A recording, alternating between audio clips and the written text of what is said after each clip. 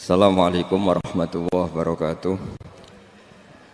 Bismillahirrahmanirrahim. Nahmaduka ya ghafuru ya syakuru. Mashalli wa sallim barik ala sayyidina maulana Muhammadin wa ala alihi wa sahbihi asma'in nama ba'du. Tapi monggo lah kita cerita-cerita Islam, cerita-cerita beragama yang rileks. Kita semua tadi seperti yang dikatakan Kadensus pernah disewani Mas Sufyan Sauri, juga beliau pernah ngaji. Sebetulnya dalam banyak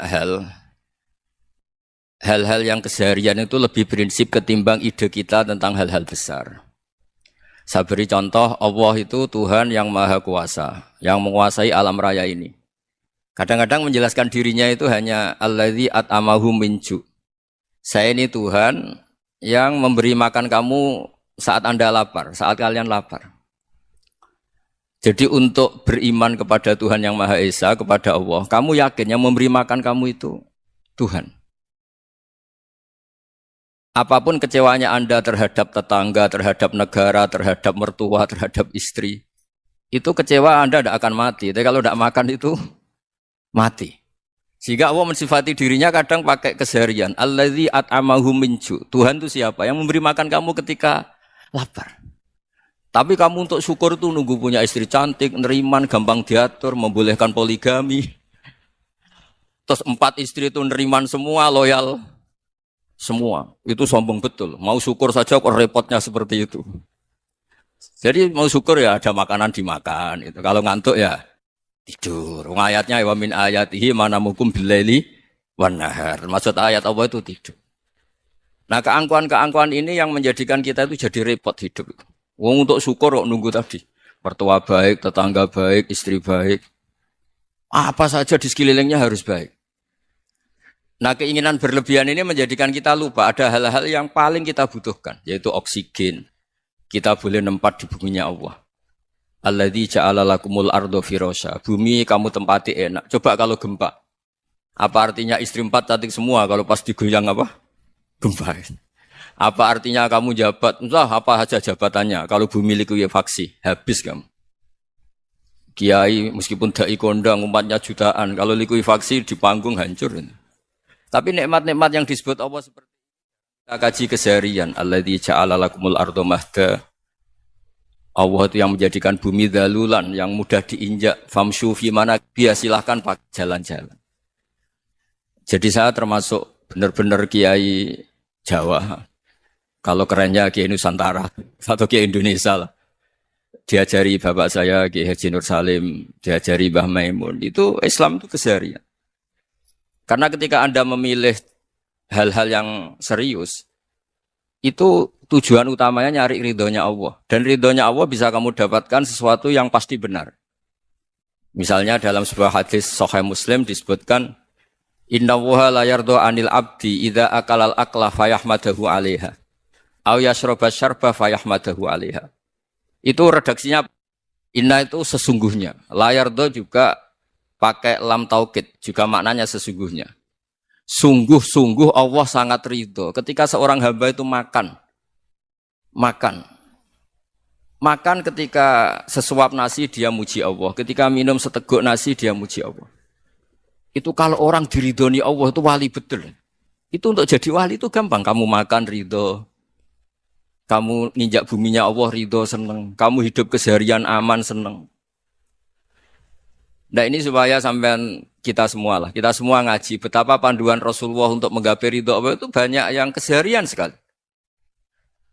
Saking kesehariannya banyak dalam hadis dan itu sahih. Nabi menyebut hal-hal yang keseharian. Hatta ma tas'alu fi imra'atika. Kamu punya uang, kemudian istri kamu bisa makan, itu ibadah. Bahkan sebagian ibadah itu dicontohkan Nabi yang akhirnya diprotes sahabat. Yaitu, wa fi buti ahadikum sodaqah. Kamu menggauli istri kamu itu ya sodaqah. Sampai sahabat bilang, yang benar ya Rasulullah. Ayati ahaduna syahwatahu wa huwa lahu ajrun. Masa urusan biologis, urusan syahwat, kemudian dia dapat pahala. Nabi menjawab, alaih salawadu'aha fi haramin aka'ana alaihi wisrun. Bagaimana kalau dia meletakkan ke yang tidak benar, itu kan dosa. Nah, hal-hal seperti ini yang saya ingin teman-teman semua lah. Semua. Saya juga agak ingin ngaji demi Anda juga agak ingin. Itu dosa sekali ngaji kok. Pesanan kelompok tertentu itu enggak boleh.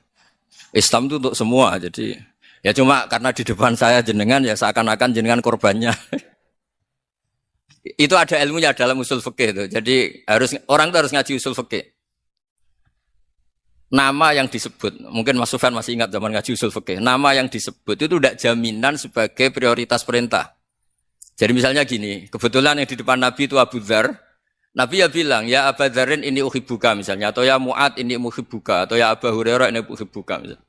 Banyaklah riwayat yang Nabi nyebut ya Abu Dzarin, ya Mu'ad, ya Abu Hurairah. Kemudian misalnya Nabi meneruskan khitab, ini uhibbuka, saya mencintai kamu, fakul dubur sholatin, atau sebagian riwayat disebut fala tada'anna dubura kulli sholatin, Allahumma inni ala dzikrika wa syukrika wa husni ibadatik. Saya mencintai kamu, siapa saja. Mu'ad bisa, Abu Dzar bisa siapa.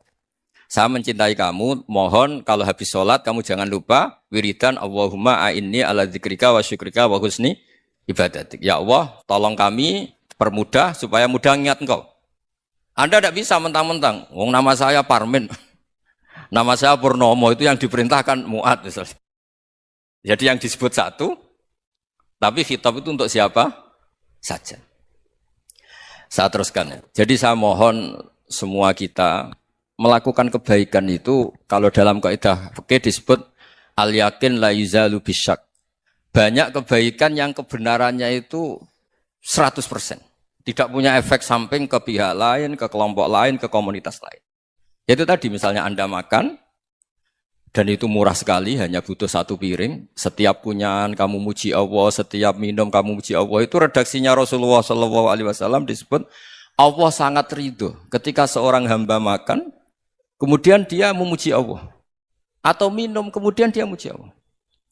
Logikanya gampang, negara seperti ini yang kamu harapkan bentuknya kayak apa, mertua, ipar, komunitas, tetangga. Itu nyata terjadi itu kan belum pasti.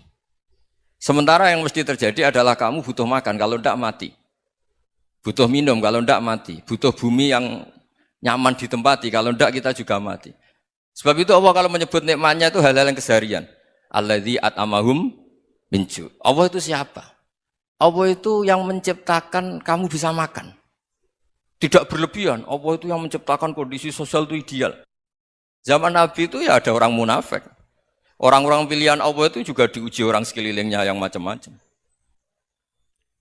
Semua diuji sesuai konteks zaman dan waktu. Nah, tapi ada ibadah-ibadah yang selalu disarankan Nabi. Sampai Nabi itu pernah ditanya, Ayul Islam ya khairun ya Rasulullah, Islam terbaik itu gimana? Jawaban Nabi itu unik. It'amu to'am. Islam terbaik itu ya makan-makan, santai-santai. Ketika Allah menyebut beberapa kebaikan, falak tahamal aqobah wa ma adrokan apa? Mal aqobah. Terusannya apa? Fakku raqobah. Terusannya apa? Au it'amun fi yaumin di masubah. Ya itu acara makan-makan itu juga Islam. Kenapa? Ya bayangkan kalau tidak ada makanan, kita mati kan? Kondisi sosial tidak ideal itu Anda masih gak apa-apa. Tapi kalau Anda tidak makan, Anda tidak minum, kamu punya istri cerewet masih bisa hidup, punya mertua cerewet masih bisa hidup. Tapi kalau tidak makan bisa mati. Berarti penting mana istri sama makan? Penting mana? Makan. Semoga istri Anda dengar, nanti kamu disuruh makan tapi pulang deh. Itu kalau dibahasakan makan masih memahami. Penting mana nasi satu piring dengan istri. Enggak ada nasi mati, enggak ada istri belum mati. Penting mana? Enggak berani jawab kan? Nah, ternyata Anda ada garang kan di depan istri. Jadi saya mohonlah, mungkin Mas Sufyan Sauri tadi yang bisa bantulah. Teman-teman tuh ngaji yang keseharian saja. Karena kita nyari ridho Allah itu berdasar firman Allah. Dan firman Allah itu menyebut keseharian tuh riang, gampang. Yaitu tadi misalnya wa min ayatihi manamukum billaili wanar. Termasuk ayat-ayat Allah itu kamu tidur. Maka dulu itu ada guyonan, ada tokoh Mu'tazilah, kelompok dalam Islam yang berpikir manusia itu bisa menentukan ikhtiarnya sendiri. Karena saya bisa duduk, duduk, ingin berdiri, berdiri. Karena kelompok ini enggak terima kalau semua kehendak Allah, nanti bagaimana kalau semua kehendak Allah kok ada hisab, ya ada sanksi. Lucunya itu, dia akhirnya, ini cerita ya, mencintai seorang perempuan, cantik sekali. Dan itu dia menjadi ahli sunnah itu oleh hal-hal yang sepele. Karena istrinya cantik, Ya namanya suami istri itu hubungan intim. Terus ditanya, Mas, masih ingin lagi? Masih. Silahkan diulang lagi. Wah ya tidak bisa. Katanya manusia bisa menentukan yang diinginkan. Itu tobat itu. Itu nggak bisa ditobatkan Mas Sufyan Ats-Tsauri. Orang cantik yang mudah nobatkan orang itu orang cantik. Segampang itu. Akhirnya kita tahu. Makanya kalau dalam kitab Hikam itu disebut al-aqil mayyakul madza yaf'alu wa hubi wal ghafil mayyakul madza af'al. Orang yang punya akal karena sadar ini wilayah Allah, semua milik Tuhan. Itu dia tiap hari berpikir, besok Allah akan melakukan apa terhadap dunia ini. Kamu merencanakan suatu mau plesir ternyata gempa. Mau wisata ke Rusia ternyata perang. Kamu tidak pernah tahu apa yang akan terjadi besok. Wa ma tadri nafsum madza taksibu ghada. Tapi Anda semua kita ini sering punya jadwal permanen. Makanya saya kalau diundang siapa saja, sana takdir. Yang jelas Gus ini acara penting. Ya masih acara penting nak pangeran ngersakno piye? Kok ape dadi pangeran? Kamu kok mau jadi Tuhan? Itu kadang ya kiai. Penting Gus acara ini jenengan harus memastikan bisa. Loh kamu itu yang ngajarin tauhid, sesuatu itu biadillah kok bilang-bilang apa pas? Pasti. Kalau maksa terus tak tobatkan dong kamu kata saya itu. Ya kalau gitu Gus bilang insya Allah. Wah itu hati saya, fisik saya, roh saya sudah bilang insya Allah. Tidak usah kamu latih kata saya. Nah hal-hal tauhid keseharian itu gampang sebetulnya. Wal ghafil yaqulu madza af'al. Tapi orang yang lupa Allah dia setiap hari bilang besok apa? Kita bisa melakukan apa? Seakan-akan dia itu aktor, dia penting, dia subjek permanen, dia. Padahal kita ini hanya objek kehendak Allah Subhanahu wa taala. Karena kita yakin sesuatu yang terjadi di alam raya ini kita tidak bisa apa-apa. Makanya saya sering ngaji, sering bilang saya. Ketika Anda mensifati Allah, Dia yang menghidupkan. Sudah itu tanamkan sehingga ketika kita mati santai saja. Kenapa santai? Allah punya cara menghidupkan kita. Zaman kita hidup juga gak tahu caranya ngelola jantung, ngelola paru-paru. Kamu juga gak tahu ngelola oksigen yang tidak beracun, tidak ngandung polusi. Tahu-tahu hidup. Gak ingin tua ya tahu-tahu tua. Gak ingin mati tahu-tahu mati. Selama ini kita hidup juga gak tahu apa sebetulnya. Hanya gaya tok, punya jadwal, punya planning. Kalau kamu bisa menentukan pilihan Anda, pasti Anda istrinya cantik, 4 neriman semua, kona'ah semua. Nyatanya enggak kan? Ada 1 jelek, cerewet. Wah itu kan, nyatanya enggak bisa apa-apa Anda kan? Dan kamu bawa mati lagi. Itu kan istri Anda juga gitu, punya keinginan punya suami yang ganteng, yang jabat, yang neriman, yang enggak poligami. Ya enggak kesampaian juga. Kalau kita ngitung tingkat kegagalan kita itu gagal terus. Ya kan? Nah, terus ingat Allah, madza yaf'alu wa hubi. Orang yang punya akal selalu berpikir Allah itu menghendaki apa terhadap saya. Lalu sama-sama orang itu. Ngelihat orang yang serius, itu kata Anda itu pemikir berat, serius. Senang punya tokoh yang merengut karena kamu anggap serius. Tapi sebagian orang anggap orang yang serius itu wong merengut, wong masam, wong muka kok ditekuk. Jadi sama itu hati ya muqallibal qulub tsabbit qalbi ala dini, karena kita enggak tahu cara berpikir kita tentang orang lain, tentang sekeliling kita. Misalnya kita orang baik yang jenis ngrumat fakir miskin. Ada orang bangun masjid mewah itu janggal. Apa artinya masjid mewah kalau banyak orang kelaparan? Tapi kalau yang jenis pendidikan apa artinya masjid mewah kalau tidak bisa ngaji? Nanti yang jenis infrastruktur apa artinya ini kalau semuanya punya sudut pandang yang berbeda-beda. Dan Islam mengapresiasi semua kebaikan. Tapi katakan semua kebaikan itu adalah kehendak Allah Subhanahu wa taala. Karena apapun baik Anda itu pakai fasilitas yang diberikan oleh Allah Subhanahu wa taala. Sehingga ini yang disebut qulillah tsumma dzarhum fi khawdihim yal'abun. Ya kembali tadi ke tema-tema bahwa keseharian Anda ini sudah Islami. Saat Anda tidak bisa melakukan apa saja. Saya sering ada jenazah, biasanya kalau tetangga meninggal saya sering disuruh ngelepas. Saya bilang orang ini baik.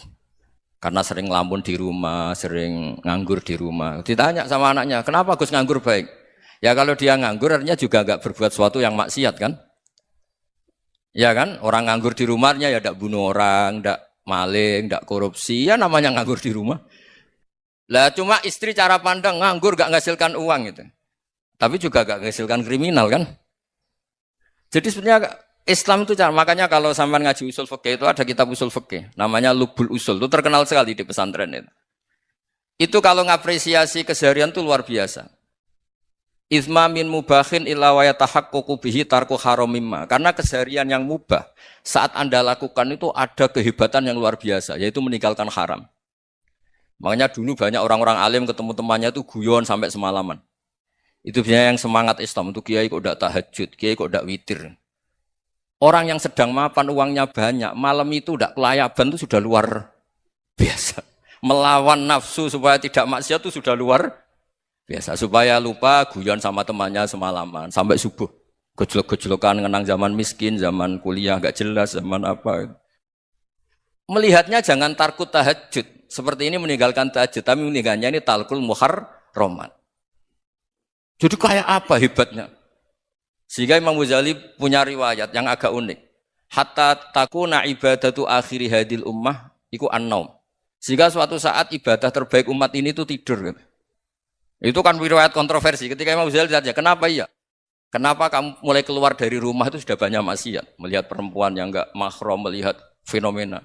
Tapi kalau kamu tidur itu enggak melihat apa-apa. Tapi juga kamu jangan nganggap tidur itu ibadah betul. Saatnya melakukan fardu ain malah masih tidur. Tapi itu sudut pandang yang menjadikan kita Islam itu gampang. Jadi saat Anda tidak bisa aktivitas apa-apa, misalnya ada beberapa orang yang lumpuh. Lumpuh itu memang nggak bisa Jumatan, nggak bisa ibadah, tapi dia juga nggak bisa maksiat. Tidur itu memang Anda saat itu nggak bisa tahajud, nggak bisa witir, tapi saat itu ada zina, ada maling, nggak gosipkan orang, nggak bully orang, nggak menanamkan kebencian, nggak hasud. Sehingga tidur menurut Allah Taala wa min ayatihi manamukum billaili apa?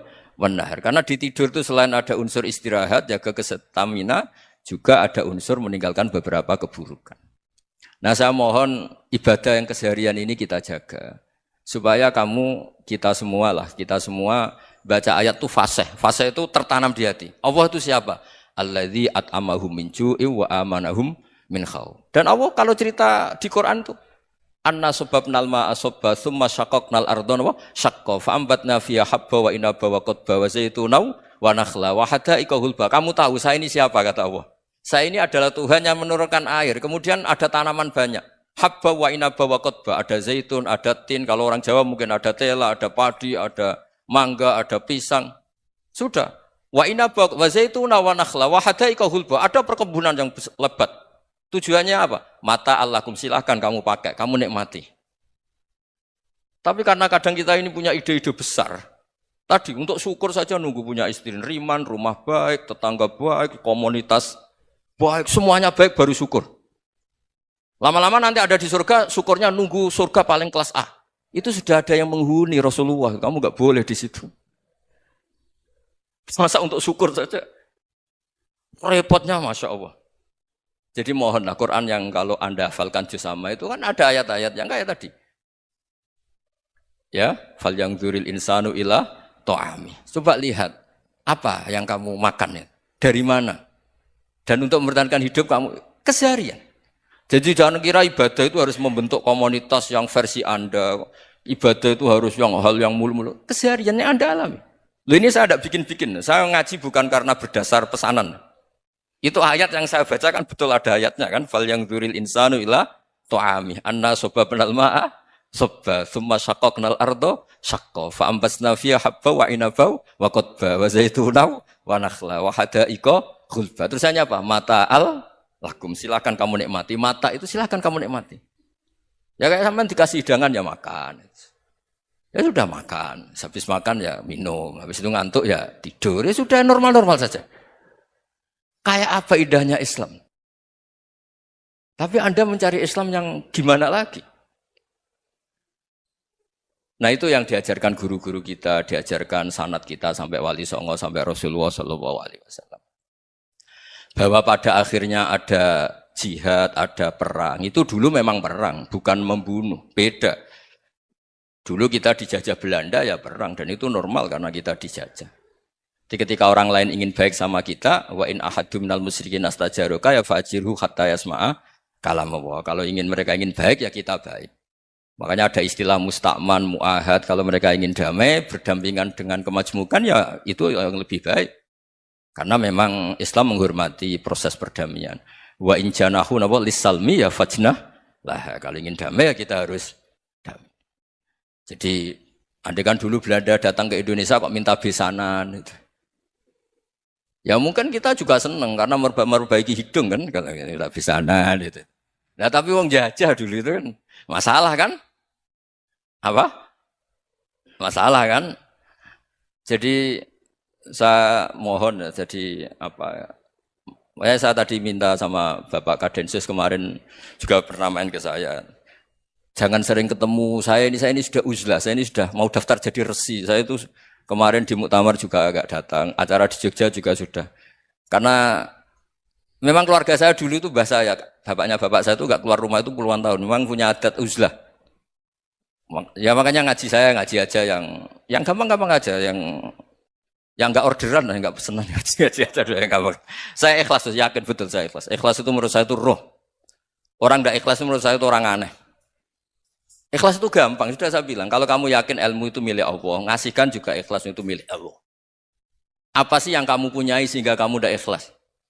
Uang milik Allah, energi kita milik Allah, bumi milik Allah. Kemudian kamu merasa memiliki. Merasa memiliki itu kalau dalam ilmu tasawuf sudah kesalahan kan. Bagaimana Anda punya? Coba tahu-tahu tanah itu kok milik Anda. Karena saya beli, saya beli dari orang, dari Zaid. Padahal yang asli punya itu Allah. Apa benar kamu pernah beli sama Allah?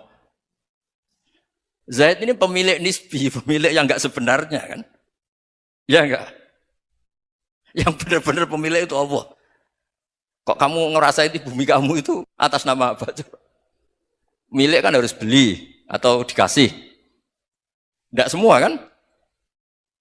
Nah, makanya terus famshu fi manakibiha, dan Allah menyebutnya, sudah saya ini yang menciptakan bumi. Waladzi ja'ala lakumul arda dalulan. Dan Allah menyebutnya sederhana, famshu fi manakibiha, silakan jalan-jalan. Terusannya apa? Wa kulu mirizki, silakan makan-makan. Jadi Islam itu ya makanya kiai-kiai itu ada acara makan, sampai ada guyonan fi kulli makanin makan. Itu setiap tempat ya makan.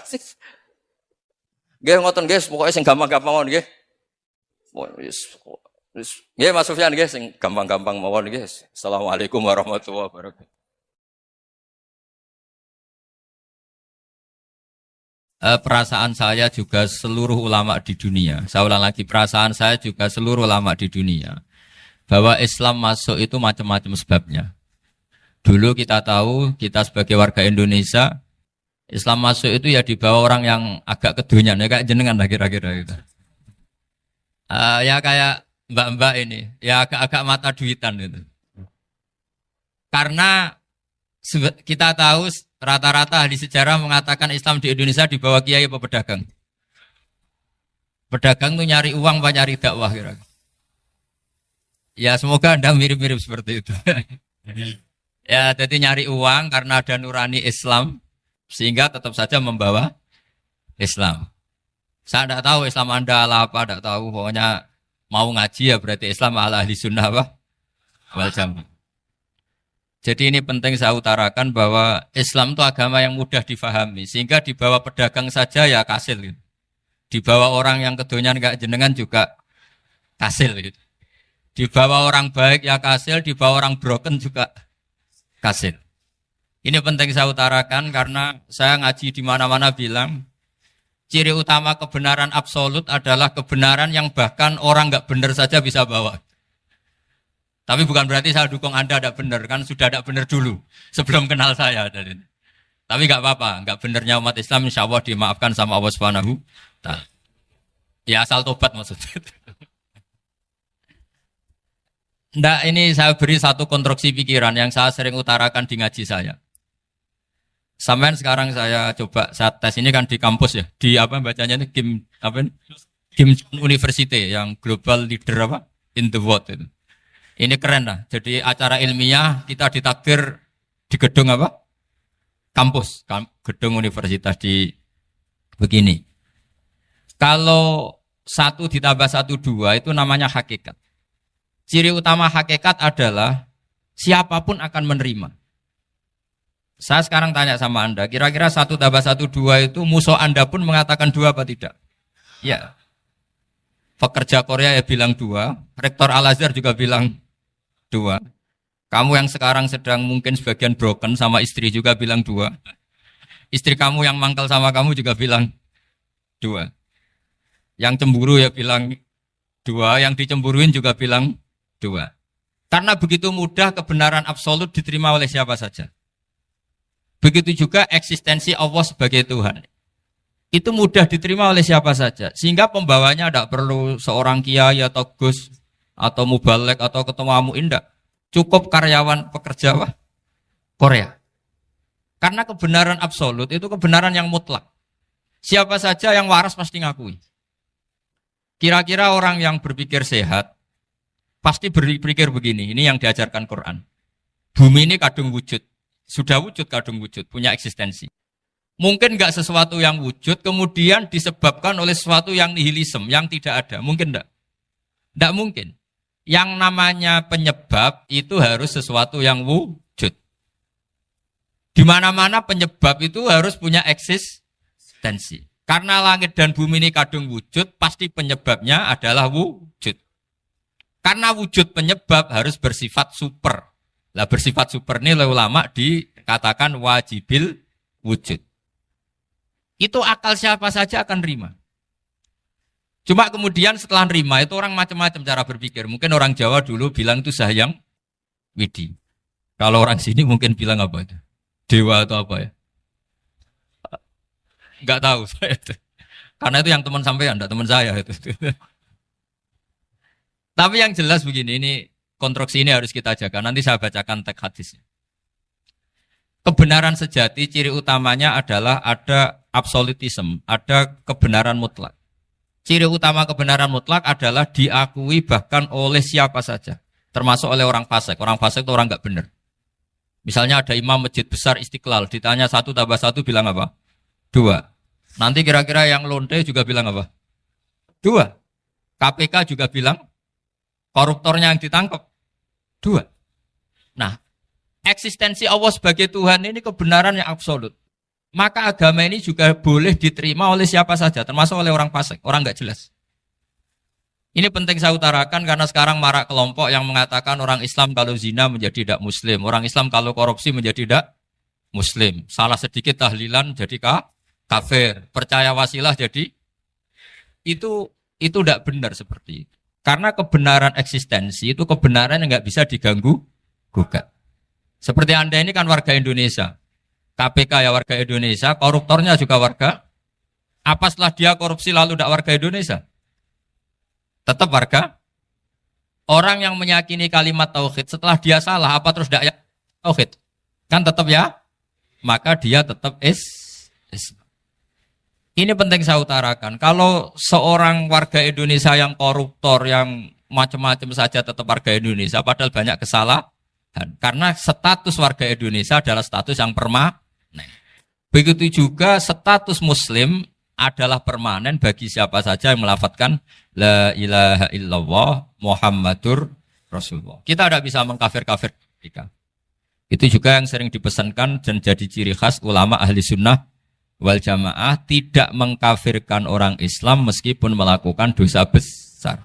Soal dia salah nanti masuk neraka ya silakan saja, saya ada ikut, paham ya? Sampai bisa mencoba.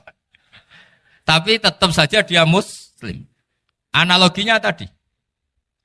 Analoginya gampang sekali tadi. Orang Indonesia yang salah itu tidak akan merubah statusnya sebagai warga Indonesia.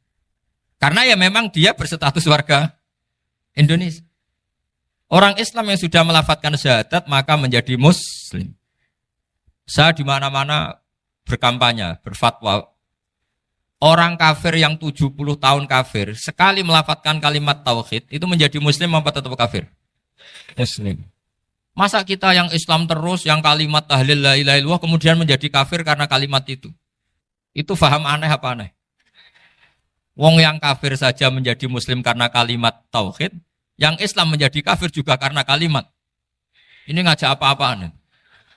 Ya ngajak goblok-goblokan, kira-kira kan gitu. Ini penting saya utarakan karena ini penting. Nah, setelah kamu yakin tauhid, ciri utama tauhid itu apa? Menstatuskan sesuatu sebagaimana hakikatnya. Misalnya bumi Korea, ini statusnya tetap buminya apa? Maka dari awal saya husnudzon sekali sama Allah Subhanahu wa taala bahwa suatu saat di bumi mana saja itu ada tahlil. Enggak ngira kan ada ateis di sini, bumi ateis kemudian ada tahlil, ada sakduna, ada macam-macam. Karena kita ketika sholat, makanya saya tadi janji akan memaknai kalimat-kalimat yang sering Anda baca ketika sholat. Di sholat saat ada itidal ngendikan apa? Rabbana lakal hamdu, ayo dibaca, mil'us samawati wa mil'ul ardi wa mil'u ma syi'ta min syai'im ba'du. Sama nani secara tradisi pesantren, Rabbana do pangeran kita, laka iku kaduwe panjenengan alhamdulillah segala puji. Engkau punya segala puji. Mil'us samawati, yang pujian itu memenuhi langit. Tentu langit itu penuh dengan pujian. Semua malaikat bertasbih, bertahmid. Karena malaikat tidak ada yang kerja di pabrik, itu tasbih terus gitu. Gak ada yang nyari uang. Gak ada yang cari won ya. Apa won ya kalau bahasa. Kalau di sini enggak, kiainya aja nyari uang. Terusannya apa? Wamilul ardi, dan pujian itu memenuhi bumi. Korea termasuk bumi Allah apa enggak? Jadi saya sudah menduga suatu saat Korea itu ya penuh dengan pujian. Dan ini betul. Siapa yang ngira kalau di bumi Korea ada yang hafal lagu Sakduna itu? Itu lagu kesayangan guru kita semua, Kiai Haji Maimun Zubair. Gak ada yang ngira. Siapa yang ngira kalau di sini ada ngaji seperti ini? Di Rusia juga sama. Uni Soviet itu negara ateis. Tapi lama-lama pecah karena glasnost itu dan perestroika itu. Kemudian menjadi pecahan-pecahan negara Muslim. Ada Uzbekistan, Tajikistan, Ceknya. Semuanya menjadi negara apa? Muslim. Karena dari awal lakal hamdu mil'us samawati wa mil'ul ardi. Dan pujian itu pasti memenuhi langit, juga memenuhi bumi. Kalau Anda baca itu di Indonesia, mungkin wajar. Di Indonesia banyak acara-acara seperti ini. Tapi kalau di Korea, ternyata benar. Dan Anda ini kalian semua termasuk pembuktian benarnya wa mil'ul ardi. Keren kan teman? Oh keren sekali, bukan sekedar keren sekali. Makanya saya jarang diundang pengajian mau, tapi diundang di Korea mau. Tapi saya ada niat datang undangan, memang saya ingin datang. Jadi, ya karena itu. Ini bentuk penghormatan saya. Bentuk penghormatan saya bahwa pada akhirnya benar-benar lakal hamdu mil'us samawati wa mil'ul ardi. Jadi Anda tidak perlu pesimis, dulu Indonesia juga seperti itu. Banyak Buddha, Hindu, semacam ateisme. Kemudian berkatnya para ulama, sekarang jadi negara yang mayoritas Muslim. Korea, barokahnya orang-orang kedonyan seperti ini banyak Islam itu. Gak apa-apa. Karena sebagian agama Islam, sebagian sejarah ditulis di bawah pedagang-pedagang Gujarat. Kira-kira orang Gujarat ke Indonesia dulu, yang namanya pedagang cari apa? Uang. Tapi namanya orang Islam, hatinya tetap adanya tauhid. Nyari uang ya tetap sambil dakwah. Kalau yang ke Korea langsung kiai mungkin tidak seramai ini Islam. Karena kalau kiai datang langsung dicurigai jadi misionaris. Jadi ribet malah. Tapi kalau sampean nggak ada yang curiga. Namanya pekerja saja nyari uang. Dan itu memang fakta. Cuma kadang ya sadar terus ya bagus lah seperti itu. Nggak apa-apa. Maksud saya ini saya memberi support, memberi tasjek bahwa Allah itu luar biasa. Jadi kalau ingin menyebarkan agamanya macam-macam. Kadang kiai tidak bisa mengislamkan orang, itu anak-anak mahasiswa pacaran, itu banyak yang pacarnya itu masuk Islam. Tapi sampean jangan bilang pacaran halal, ya tidak pernah halal. Tapi Allah kalau menghendaki memberi hidayah itu jalannya macam-macam. Ada yang lewat kerja, coba yang bayangkan ada tahlilan di Korea itu semua kiai tidak pernah bayangkan. Tapi setelah banyak pekerja di sini, kemudian mereka insaf atau sedang insaf, tidak tahu ini. Sampai kapan insafnya juga tidak tahu. Tapi yang jelas ini hebat. Ini apa? Hebat. Tahu-tahu ya seperti ini. Makanya iman saja Rabbana lakal hamdu mil'us samawati wa mil'ul ardi. Masih ditambahi wa mil'u ma syi'ta min syai'im ba'du. Karena Allah itu zat yang tidak terperikan, zat yang tidak terbatasi. Maka pujian di langit dan bumi ini masih kurang. Masih ada apa saja yang nanti akan dipenuhi oleh pujian kepada Allah Subhanahu wa ta'ala. Wa mil'u ma syi'ta min syai'im ba'du. Dan pujian kepada engkau ya Allah akan memenuhi semua ruangan yang engkau kehendaki. Mungkin suatu saat negara-negara yang sekarang yang paling minim Islam itu di Amerika Selatan. Kayak di Argentina dan sebagainya. Itu nanti suatu saat nanti suatu saat juga penuh dengan pujian karena tetap Rabbana lakal hamdu mil'us samawati wa mil'ul ardi wa mil'u ma syi'ta min syai'in ba'd. Saya di Jogja setiap akhir ngaji saya ajarin wiridan. Mungkin wiridan ini tidak asing bagi jenengan karena sering saya baca. Subhanallah wa bihamdihi adada khalqihi wa ridha nafsihi wa zinata arsyihi wa midada kalimat. Bahwa kita memuji Allah itu adada khalqi sesuai jumlah makhluk Allah. Semua makhluk Allah meskipun kelihatannya mengecewakan, ini semuanya memuji sama Allah Subhanahu wa taala. Meskipun kadang kita kecewa, kadang kita tidak cocok. Coba barokahnya Anda ini agak-agak kecewa gitu dengan Indonesia karena nggak menyediakan lapangan kerja untuk Anda. Tapi ya nggak kecewa-kecewa amat ya, agak-agak saja. Karena Anda tetap semua mencintai Indonesia. Gara-gara agak-agak kecewa cari negara lain. Akhirnya di Korea, ada yang di Jerman, ada di Inggris. Tapi bawaan pernah ngaji di musola, Islam ini ke bawah. Sehingga karena Islam ini ke bawah, tahu-tahu ada komunitas yang memikirkan Islam. Umumnya orang mikir Islam itu ya bikin masjid. Kalau di Korea unik, nyewa apa? Nyewa gedung untuk masjid. Itu kalau diceritakan di Indonesia aneh. Ini masjid sewaan. Masjid. Tapi kalau di sini lazim, karena kalau beli mahal ya cukup sewa. Saya tidak tahu kalau dalam terminologi agama tempat Anda sujud, ini nanti jadi saksi di akhirat. Itu yang permanen apa yang sewaan tidak tahu. Jadi nanti bumi ini tanya, ya saya ya Allah pernah dipakai sujud, tapi setelah 1 tahun nggak kuat menambah lagi. Makanya saya dukung tadi yang ada gerakan masjid apa. Sebenarnya permanen nggak permanen itu tetap bagus, ada usah memaksakan. Yang jelas saya sudah ikut nyumbang lelang tadi, dan saya berharap uang itu benar-benar untuk masjid. Kalau untuk takmirnya juga nggak apa-apa, yang penting untuk menghidupi masjid. Saya juga termasuk kiai yang nggak suka kalau hukum itu terlalu fanatik. Misalnya uang ini untuk masjid, kemudian imamnya diterlantarkan. Karena alasannya ini untuk masjid. Imam kan tidak masjid. Nah ini kalau imamnya nggak diservis, kemudian mutung terus pulang ke Indonesia. Ini jadi masalah. Tapi saya juga nggak suka kalau ada negara gitu. Betul-betul saya tidak suka. Yang imamnya itu terlalu diservis. Ini buruk sekali kan. Pernah ada anekdot, ini anekdot tapi nyata. Ada negara yang sangat sehat, Islamnya sangat sehat. Itu imamnya 1 bulan tuh digaji 70 juta. Kira-kira 70 juta dibagi 1 hari berapa? 5 sholat ya? 5 kali 30 berapa? Kira-kira saja. 150. Berarti per sholat dapat berapa ya? Kira-kira. Kan biasa potong gaji kalau... Berapa kira-kira? Singkat cerita, si kiai dari luar negeri tadi cerita, apa Indonesia? Kiainya miskin-miskin, datang ke masjid kan kadang pakai ontel, adzan sendiri, qomat sendiri, sholat sendiri kadang. Itu nasib orang-orang Sragen dan Salatiga sebagian. Itu yang lapor karena mereka gitu. Kalau Rembang insya Allah enggak. Tapi ada semuanya Salatiga, sebagian begitu. Itu yang cerita kiainya, bukan ini bukan hoax, memang kiainya cerita. Nasib kiai di Salatiga Gus katanya.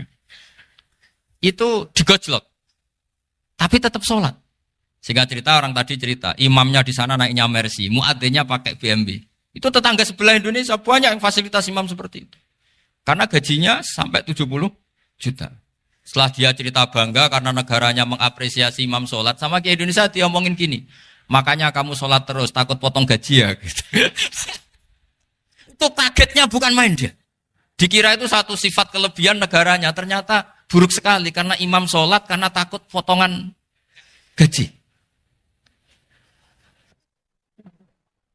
Akhirnya ke Indonesia bangga, alhamdulillah kita sholat tanpa gaji. Dan tetap sholat. Keren mana yang digaji sama Anda? Ini yang di atas ini banyak calon imam. Tidak keren mana imam yang digaji sama Anda? Keren yang enggak. Tapi kalau pertanyaannya dibalik, keren mana jamaah yang peduli imamnya sama yang enggak peduli? Jadi jawabannya harus tetap seperti itu. Imamnya keren yang ikhlas. Tapi jamaahnya keren yang peduli imamnya. Jelas ini ya fatwa saya ya. Gimana? Imamnya baik yang ikhlas. Tapi jamaahnya baik yang peduli nasibnya. Tapi sekali imam dari awal enggak ikhlas itu harus di PHK. Itu bahaya bagi agama kalau awalnya sudah ada ikhlas. Karena nanti setelah habis subuh terus dihitung. Wong setahu saya sholat terus kok kenapa gajinya tinggal segini? Ya, setahu saya sholat terus kok gajinya tinggal segini. Terus nanti takmirnya bilang, kemarin duhur Pak Yai tidak ngimamin. Kemarin asar tidak ngimamin. Terus dihitung. Bisa enggak agama akan berjalan seperti itu? Enggak kan? Ya makanya pertanyaannya tadi, suka atau punya imam ikhlas? Suka. Tapi imamnya juga suka kalau jamaahnya peduli. Ini penting. Jadi saya mensupport Anda, mensupport kalian semua bahwa agama ini akan diurus oleh Allah Subhanahu wa taala. Makanya Sayyidina Umar radhiyallahu anhu kalau disuruh mikir agama itu tidak mau. Enggak mau betul. Ketika Umar jadi khalifah itu puncak keemasan masa Islam. Semuanya stabil, semuanya hebat. Sampai Irak, Iran zaman itu Persia masih. Semuanya Mesir. Itu semuanya ikut Islam. Ketika Islam pada puncaknya, yang dikhawatirkan oleh masyarakat adalah begini. Lalu setelah Umar itu bagaimana? Islam setelah dipimpin orang yang tangguh, yang kuat, yang waroi, yang zuhud. Lalu setelah Umar itu gimana? Tapi Umar disuruh mikir gak mau. Sampai setiap Abdullah bin Umar jalan-jalan di kampung-kampung itu abahnya dianggap pecundang. Tahu sampean pecundang? Orang yang gak tanggung jawab. Karena orang-orang bilang gini, ya Abdullah bin Umar, bagaimana pendapat Anda kalau ada penggembala kambing di tengah hutan atau di tengah padang rumput, kemudian dia ninggal gelanggang kambingnya. Kamu anggap penggembala ini gimana? Oh itu penggembala yang zalim itu. Pasti kalau kambing ditinggal ya kacau. Apalagi ini ummatu Rasulullah Shallallahu Alaihi Wasallam. Ini abah kamu tidak pernah wasiat, tidak pernah ngatur suksesi. Lalu Islam setelah dia bagaimana? Suruh dia ngomong penggantinya siapa? Karena beliau sudah sepuh harus ada suksesi. Akhirnya Abdullah bin Umar lapor ke Umar. Ini gimana bah orang mengkomplain begini. Apa kata Umar? Agama itu beda dengan kambing katanya. Agama itu milik Allah Subhanahu. Mbok saya pikir, tidak saya pikir tetap jalan. Nah ini terbukti. Jangan ulama ya ndak, mufti ya ndak, tapi bisa menjalankan agama. Kalau agama sampean pikir malah rusak. Sudah pokoknya lakukan saja, tidak usah dipikir. Akhirnya betul. Karena agama ini milik Allah. Soal kita serius memikirkannya itu karena khidmah. Karena kita ingin berbakti pada agama. Tapi Anda tidak boleh berpikir kalau agama ini butuh pemikiran Anda. Beda loh ya. Kita khidmah agama serius karena kita ingin mengkhidmai agama. Tapi agama ini tidak pernah butuh kita. Karena agama ini akan diurus oleh Allah Subhanahu. Coba pas sampean kecil, orang jilbaban di Indonesia itu banyak apa banyak sekarang? Banyak sekarang. Kiainya mutu orang dulu apa mutu orang sekarang? Tapi perkembangan Islam itu ramai sekarang apa ramai dulu? Ramai sekarang. Islam menyebar di seluruh dunia itu zaman Wali Songo, zaman sampean keren mana? Keren sekarang. Kualitas solehnya sampean sama Wali Songo? Wali Songo. Ini betul. Karena agama ini diurus oleh Allah Subhanahu wa taala. Maka kata Sayyidina Umar, agama ini innallaha ta'ala yahfadzu dinah. Innallaha ta'ala la yudhi'u khilafatahu waladina. Allah itu tidak akan menyia-nyiakan agamanya. Ini terbukti. Agama ini pernah dipimpin orang terbaik di dunia, yaitu Rasulullah Shallallahu Alaihi Wasallam. Ketika beliau intakola ila rofiqil ala, ketika beliau pindah ke alam sana, diteruskan oleh sahabat yang tentu jauh di bawah Rasulullah. Diteruskan tabiin, diteruskan para wali songo, diteruskan sayang sampean yang jauh di bawah wali songo. Sejauh-jauhnya. Tapi agama jalan sampai Korea. Agama jalan sampai apa? Dulu wali songo itu hanya sampai Mojokerto, sampai Tulungagung. Di bawah sampean, Kelayaban sampai mana ini? Korea. Coba kalau Allah tidak ngurus, nggak bisa. Yang gerakkan hatinya sampean peduli sama masjid siapa? Allah Subhanahu wa taala. Yang menggerakkan hati sampean peduli sama agama siapa? Tapi yang menggerakkan sampean ke Korea apa? Uang kan?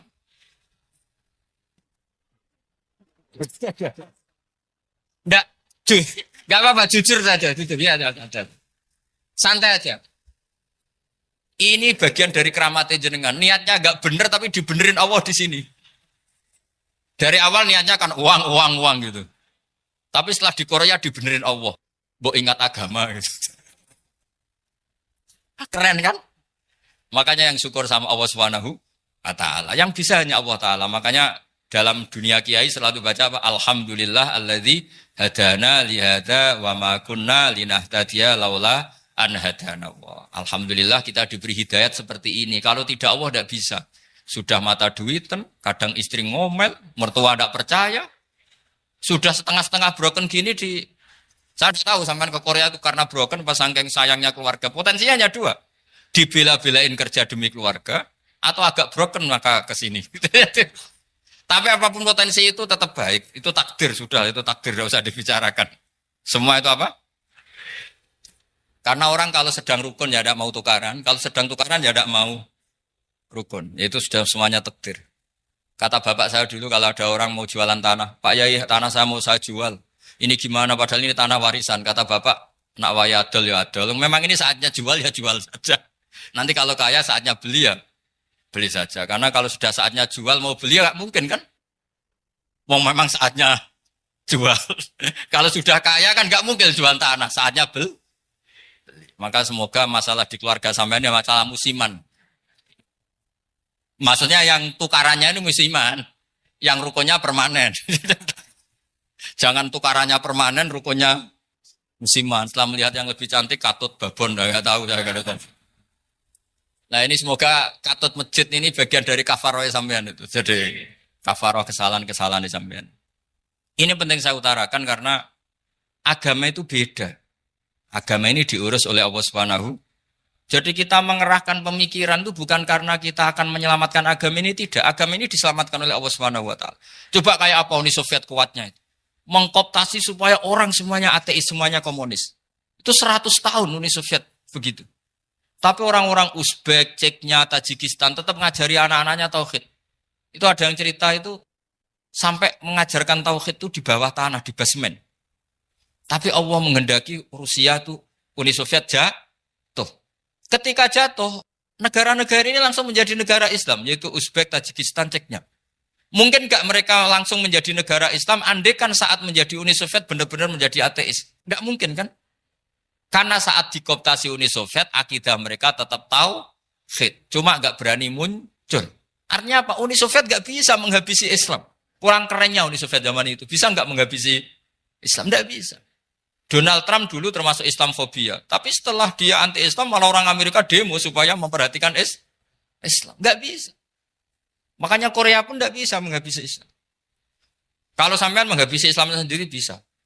Karena terus gak mau sholat, gak mau zakat itu sampai. Tapi sampean toh yang Islamnya habis, Islam tetap baik-baik saja. Makanya ini penting saya utarakan supaya kamu pede bahwa agama ini pernah dibawa orang yang pedagang. Ya soal ada sebagian pendakwah yang ikhlas ya banyak, tapi sejarah yang gampang kita lihat adalah Islam itu dibawa oleh apa? Pedagang Gujarat, pedagang India. Enggak apa-apa, sejarah itu meskipun sebagian menentang enggak apa-apa, tapi sejarah itu tetap ada. Pasti sebagiannya memang seperti itu. Dan itu enggak masalah. Saya ulang lagi, itu enggak masalah. Coba dulu pemain bola kalau di Inggris itu kalau mau sholat susahnya bukan main. Apalagi kalau mau puasa. Kalau di sini kerja puasa katanya mati lu kalau apa? Puasa. Kalau mau sholat katanya dicari mana ini berhalanya kok. Kata orang-orang ateis kan gitu, dicarikan patungnya. Kali ini sholat kok gak ada patungnya, ini gimana ini. Ya ngalamin gitu. Tapi Allah Maha Kuasa. Banyak investor mana itu, Dubai atau Qatar, yang tertarik investasi di dunia bola. Kayak Sulaiman Al-Fahim, makanya beli Manchester City. Itu sekarang pelatihnya negara orang sholat gak berani, bahkan di tengah stadion dibangunkan masjid. Kalau sampai daftar jadi muadzin bisa. Apa nyanyi Sakduna di sana juga bisa. Dulu Aljazair bencinya bukan main. Apa Perancis sama orang Islam itu bencinya bukan main. Barokahnya Zidane pemain bola dan juara dunia. Terus Zidane turunan Aljazair. Akhirnya orang Perancis itu mencintai Islam. Itu barokahnya sepak bola. Allah punya sekian cara untuk mengenalkan Islam. Di Perancis dikenalkan lewat pemain sepak bola. Nah di Korea ini yang agak unik dikenalkan lewat pecinta wong. Saya jamin ini tidak apa-apa, sudah tidak apa-apa, sudah aman, pokoknya aman. Jamin aman. Pokoknya alhamdulillahilladzi hadana lihada wa ma kunna linahtadiya laula an hadana. Karena agama ini dibawa oleh Allah Subhanahu wa taala, yang menjaga juga Allah Subhanahu wa taala. Sama tidak usah khawatir. Kalau ada kelompok tertentu yang mengkhawatirkan Islam, sekarang Islam bahaya gini-gini, itu kurang rojak, itu kurang optimis itu. Harapannya sama Allah tipis, harus ngaji lagi.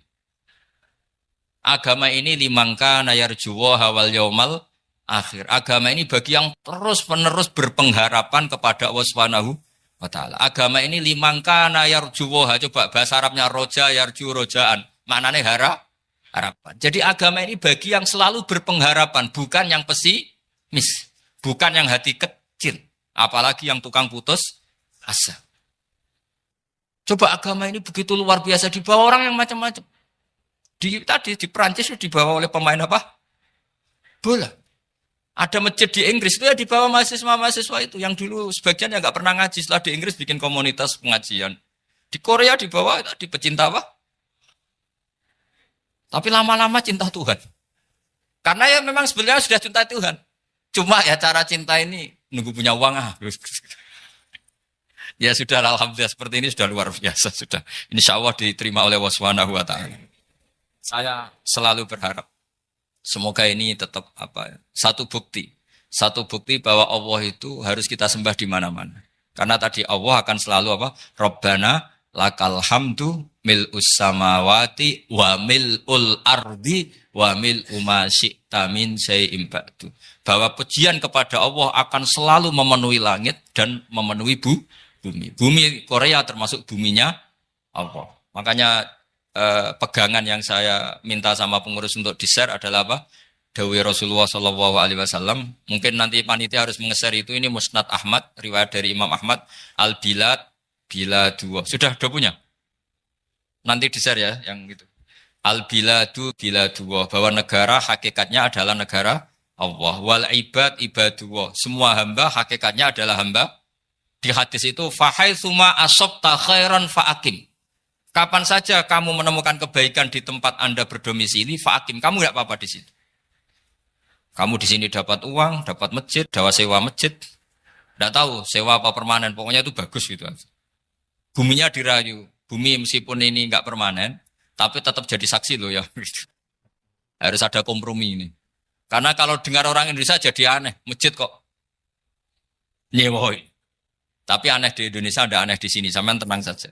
Tentu malaikat pencatat di sini juga sudah tahu kalau sebagian masjid itu sewaan. Jadi ya ada eskal-eskal amat lah, sudah. Nggak janggal-janggal amat karena kondisional Jadi saya nanti minta panitia supaya mengeser tadi hadis riwayat siapa? Imam Ahmad bin Hambal yang diriwayatkan oleh salah satu minal asroh al-mubasyarina bil jannah, yaitu Zubair bin Awam.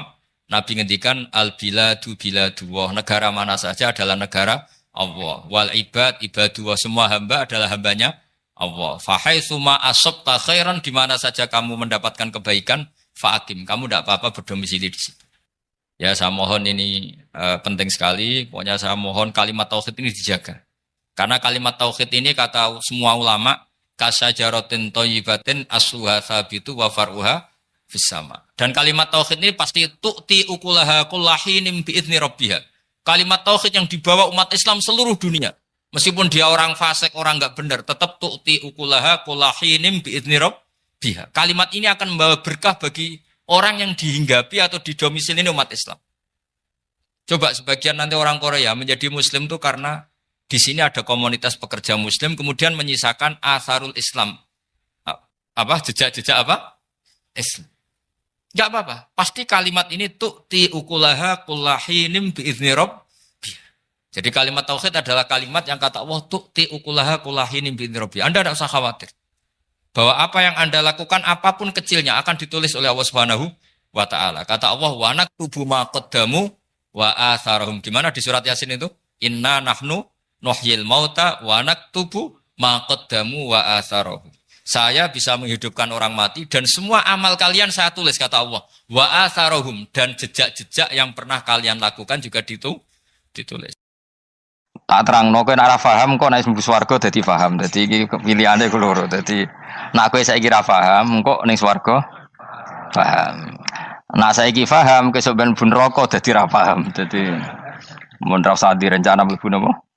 Neraka wae mlebu dhewe ra usah direncanakno mun.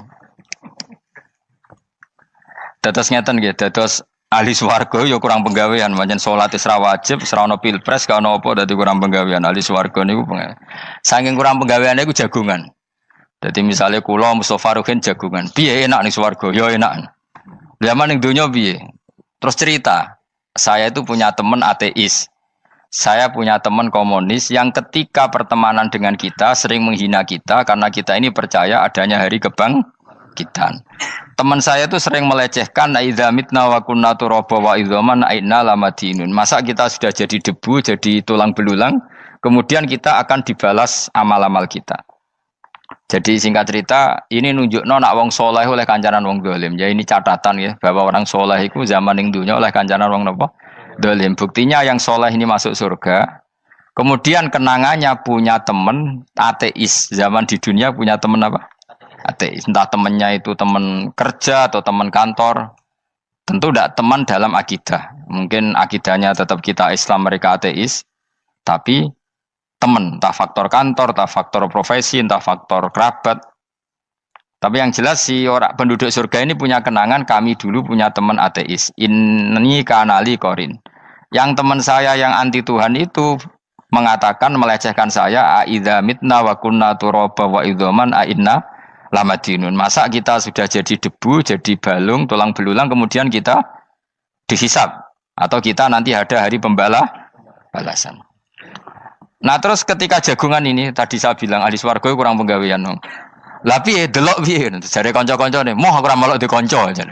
Jadi fayaquluna lah. Jadi ketika Ruhin muni ape delok jare Mustofa, jare Kifat, moh aku gak kancaku, delok dhewe jare. Lah si Ruhin kan wong kurang penggawean, mulai ning donya sampe ning swarga. Terus delok.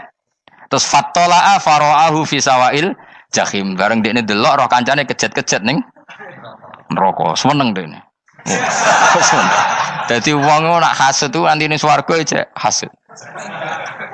Seneng terus muni ngene, tawahi ing kita laturdin. Dulu kamu hampir saja menyesatkan saya. Artinya zaman dia ateis sempat ngerayu supaya Ruhin dadi napa? Ateis. Kowe Islam ya tetep kere, melok ateis ae. Wis kere, zina rawani, maling rawani gak enak. Soalnya sering dirayu-rayu gitu. Makanya bilang apa? Tawahi ing kita laturdin, kamu zaman di dunia hampir saja menyesatkan saya. Walau la ni'matu rabbi lakuntu minal muhdharin. Kalau saja saya tidak diberi nikmat Allah, aku kelakuanku ya koyo kowe, akhirnya masuk neraka koyo kowe. Nah, terus ada soalu taladzudin. Dia tanya tapi saking senenge. Afama nahnu banyitin. Coba lihat saya sekarang. Apa saya sekarang mati? Tidak kan, saya tidak mati kan. Cuma mati pertama saja, mati zaman di dunia. Sekarang saya hidup lagi. Artinya kamu yang dulu memungkiri ada kehidupan, dulu aku saiki tidak mati. Ternyata saya sekarang hidup dan dapat nikmat kowe ning neraka. Dadi ku nunjukno sunnahe manusa iku ora puas nek ora ngalahno musuhe. Nganti ning swarga iku ora lega nek. Dadi manusa iku hasudnya itu terlembagakan sampai akhirat. Jadi wong-wong sing tahu dimaki-maki kubu sebelah, iku nak kubu sebelah mlebu neraka, iku kowe ning swarga gak marem nak gak delok. Dadi hasud iku ya seru no. Dadi nak kula pun mboten, makome mboten nonton, kula mboten. Niku makome Ruhin barang dadi lari lho kan dinyak melarat, gendut, kriting mangkel. Kudu menangi sing ngenyak mlebu neraka. Aja sampe sing ngenyak kita mlebu swarga kene mlebu neraka. Wah. Gak puas ya, no? Makanya gambarannya Quran itu manusia tetap manusia.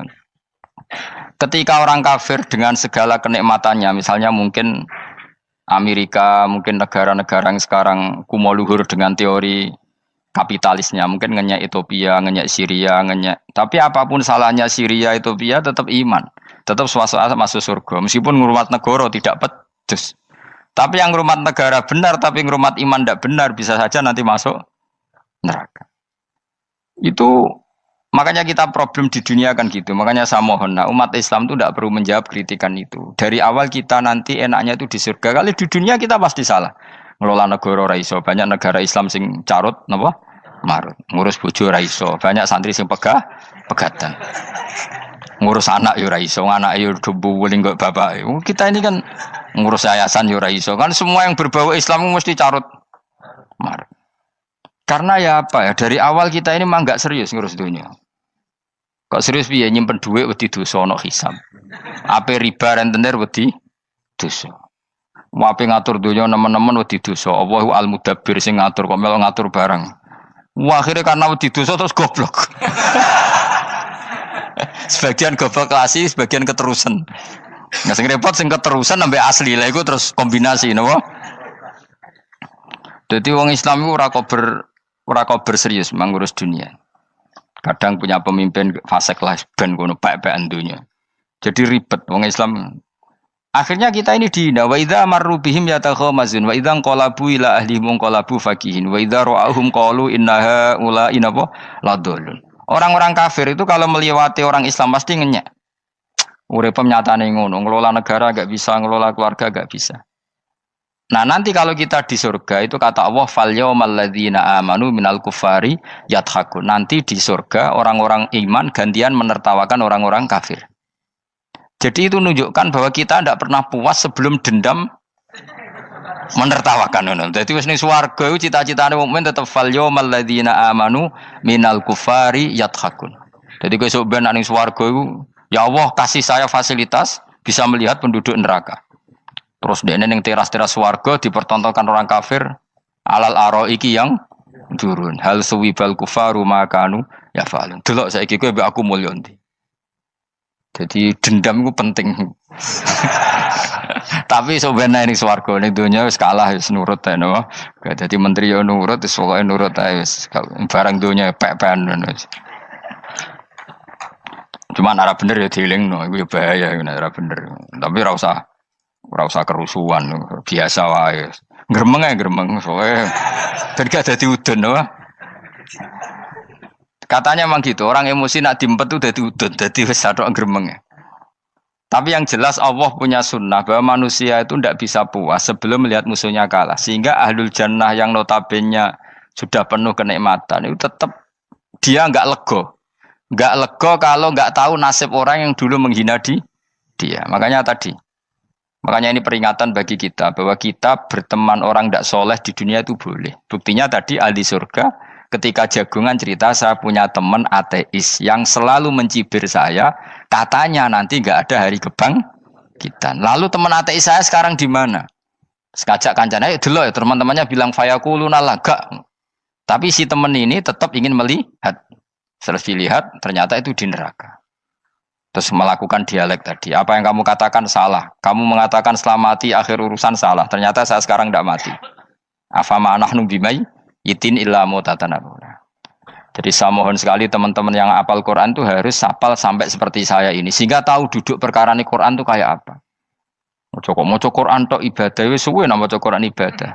Tapi tidak paham. Wong khawarit sing tukang mateni wong ya hafal Quran. Itu gara-gara ra paham akhirnya kewaco. Nah, kandhani ku angel. Sing kandhani kudu aku. Nah, sing kandhani Mustafa padu merapal kan. Sing kandhani kudu aku. Mbok yo wong ku mikir to. Apa gunane misalnya ki apal Pancasila. Tapi ra iso nglakoni napa? Pancasila. Ngapal tok keadilan sosial bagi seluruh pejabat. Antok ngomong ngono jelas timbang muni bagi seluruh rakyat Indonesia aja boleh. Quran juga gitu. Kita ini manusia punya watak dendam. Tapi dendam ini dikelola oleh Islam. Dendamnya mending swarga ae. Ning donya ben, ning donya mesti sedhilu. Tenan betul. Orang-orang mukmin itu sampai belum lega kalau belum ketemu orang yang pernah mencibir. Itu tadi qala qailu minhum inni kanali qarin. Saya punya teman yang ketika di dunia selalu mencibir saya, inna kalaminal musaddiqina idza mitta wa kunna turaba wa idzaman aina lamadun. Teman saya itu selalu mencibir, masa kamu percaya hari kebangkitan? Kita nanti kan sudah jadi tanah, jadi tulang belulang, masa bangun lagi? Yang benar saja kamu. Nah, orang-orang yang mencibir ini kan sakit. Orang dicibir itu kan nah sakitnya itu terbawa sampai surga. Tapi nak kowe mlebu neraka ora kok berdendam melane. Dadi dendam iku anane ning swarga, nek ning neraka ora kok berdendam. Dianjuti malaikat oleh dendam piye. Tapi bareng ning swarga happy-happy iku piye? Kancamu dhisik sapa wae. Ora kanca partai maksudnya kanca gitu. Ya dadi sok nang ning swarga musa-musamu delok. Jebule swargane sak dhuwurmu. Lan jogeman musa ya aku demen isin besok ben. Dhe musuh jebule swargane. Ndi musuhku sing wane aku delok. Terus jare kancamu teko, aku ning dhuwurmu. Ya jarang. Repot ya. Jadi terus kedua, peringatan dari Quran. Allah itu saking kudrohnya itu senengane gawe fitnah. Fitnah itu sesuatu yang enggak masuk akal. Jadi wong kafir utawa wong Islam piyambak iku kon iman sesuatu yang paradok. Iku kon ngimani ning neraka iku ana wit. Lah neraka iku panase ngono, ana wit. Mulane jare wong kafir Muhammad tambah suwe tambah ra waras. Mergo wong neraka iku makan sajarodus zakum. Mulane wong kafir tambah guyu Muhammad tuh gak waras. Jarene neraka banget panase, tapi di saat yang sama ngomong wit iso tumbuh. Mestinya neraka itu kan enggak ada pohon. Mulane Allah nate ngendikan wa ma ja'alna ru'yallati arainaka illa fitnatal linnas wasyajaratal mal'unata fil Qur'an. Jadi satu orang itu diuji disuruh ngimani Isra Mi'raj.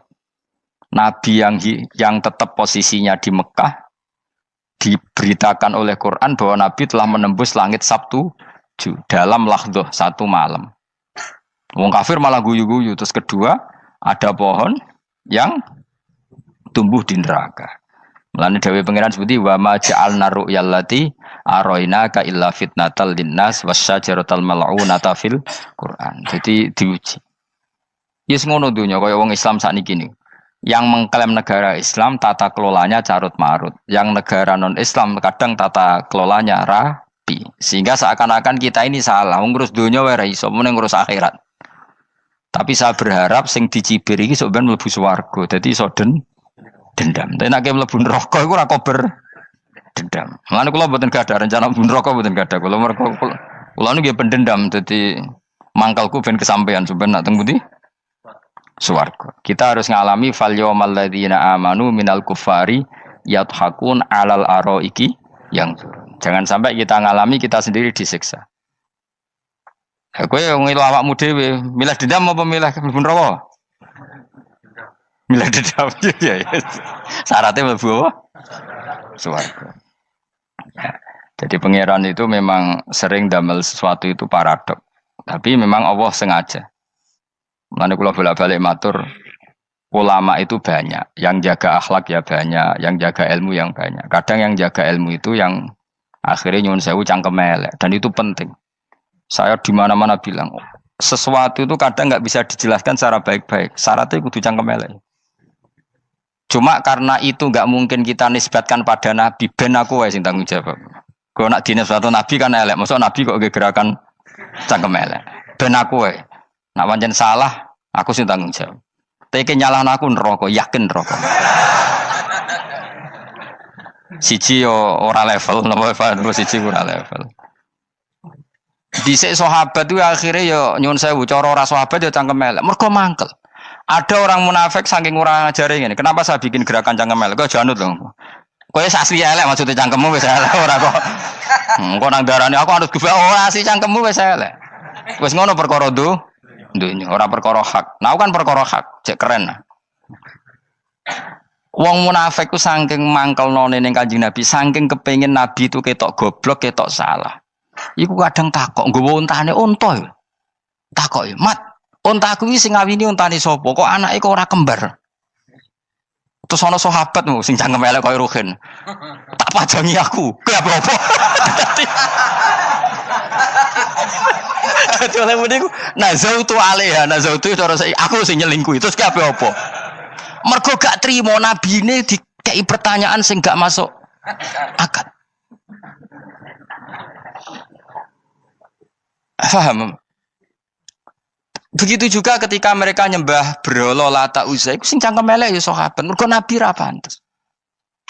Cangkem elek bicara, aku gak bengi pas sampe nyembah berhalaku. Jebule pas diuyoi luwak. Aku mikir, mosok pangeran duwe luwak menengah iki apa-apaan? Dikencingi apa? Luwak.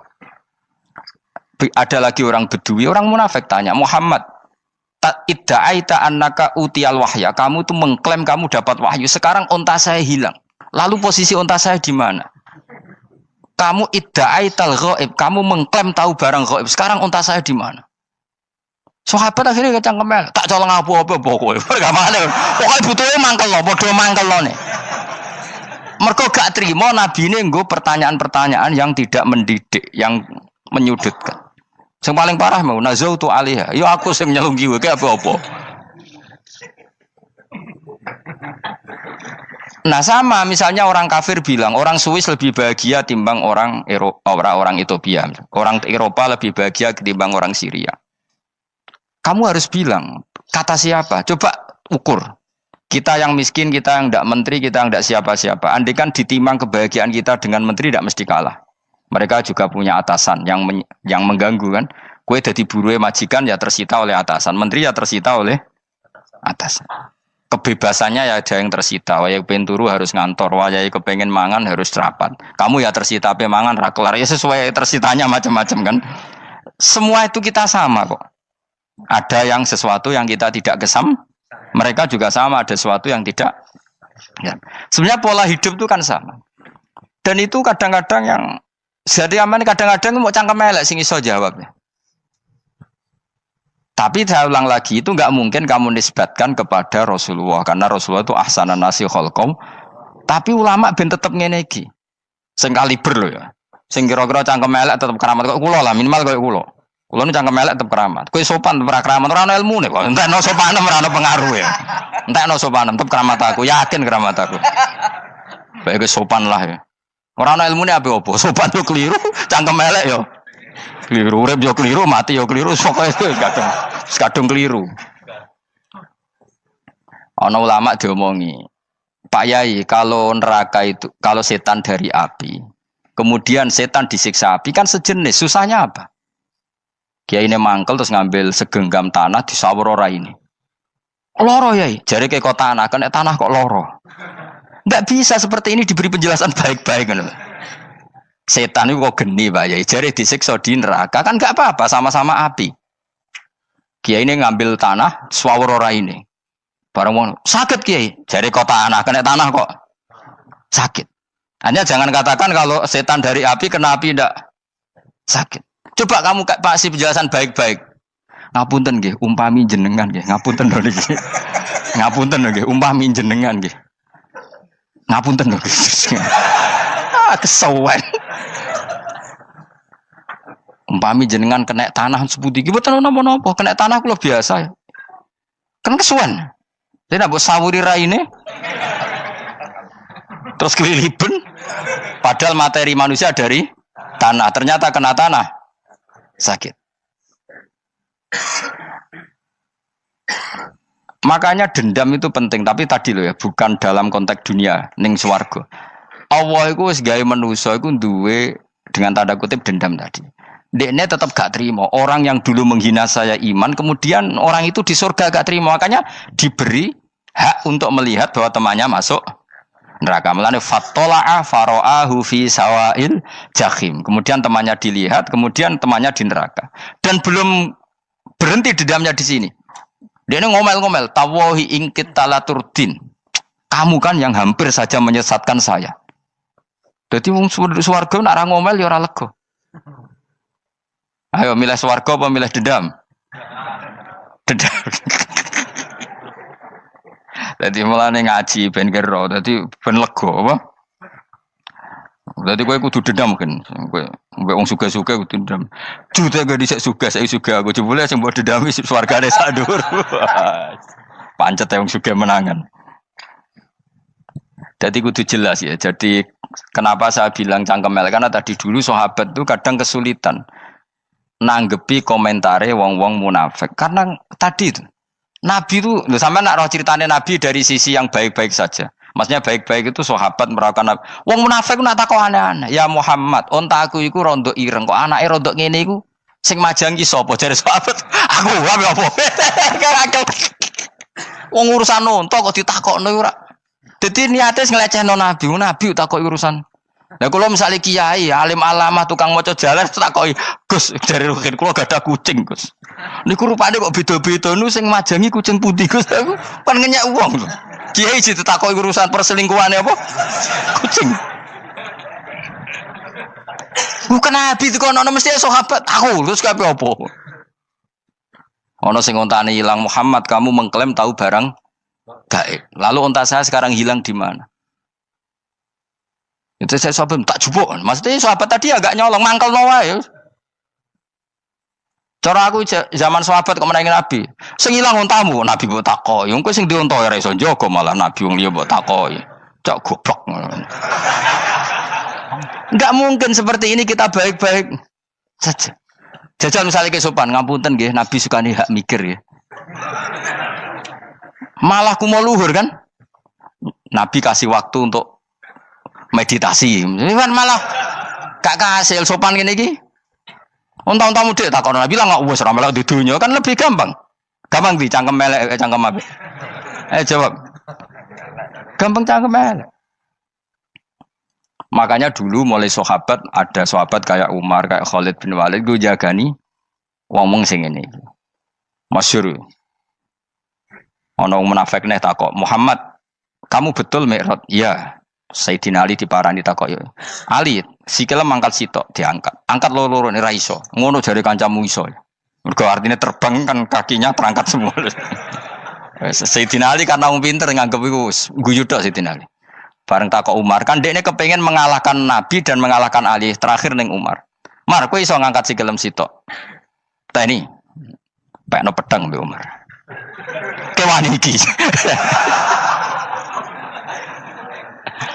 Ngono ku wis ra iso diadepi api-apian. Kok Umar wis ngerti iki ora kena diterangno mbek akal. Makanya saya punya rencana, umpama aku menangi Nabi, itu sangat melek. Nabi ra usah ben tetap ahsana nasi kholqom. Nabi kita selamatkan supaya tetap steril. Masyhur kan, jadi ada orang Yahudi itu membawa kambing mati kan. Wedhus lu mati. "Ya Muhammad, kambing yang mati ini yang bunuh siapa?" Karena Nabi orang tauhid ya Allah. Yang bunuh kambing mati itu Allah. Agamamu ini aneh Muhammad. Yang dibunuh Allah langsung orisinil haram, yang lewat tangan-tangan jahil manusia halal. Itu sing disebut wa kadzalika ja'alna likulli nabiyyin aduwan syayatinal insi wal jin yuhi ba'dhum la ba'din zukhrufal qauli ghurur. Coba cara aku menangi Nabi.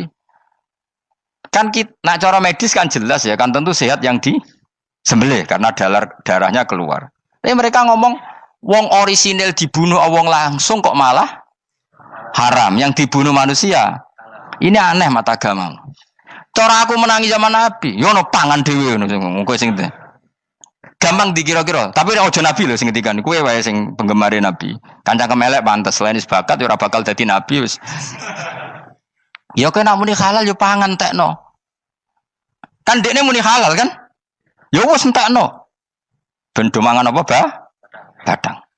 Tapi Nabi kan gak mungkin ngendikan seperti. Tapi sahabatnya dong ngendikan gitu. Mergo ya mangkel ngadepi. Jadi kadang-kadang orang itu gak bisa dikasih penjelasan secara apa? Baik-baik.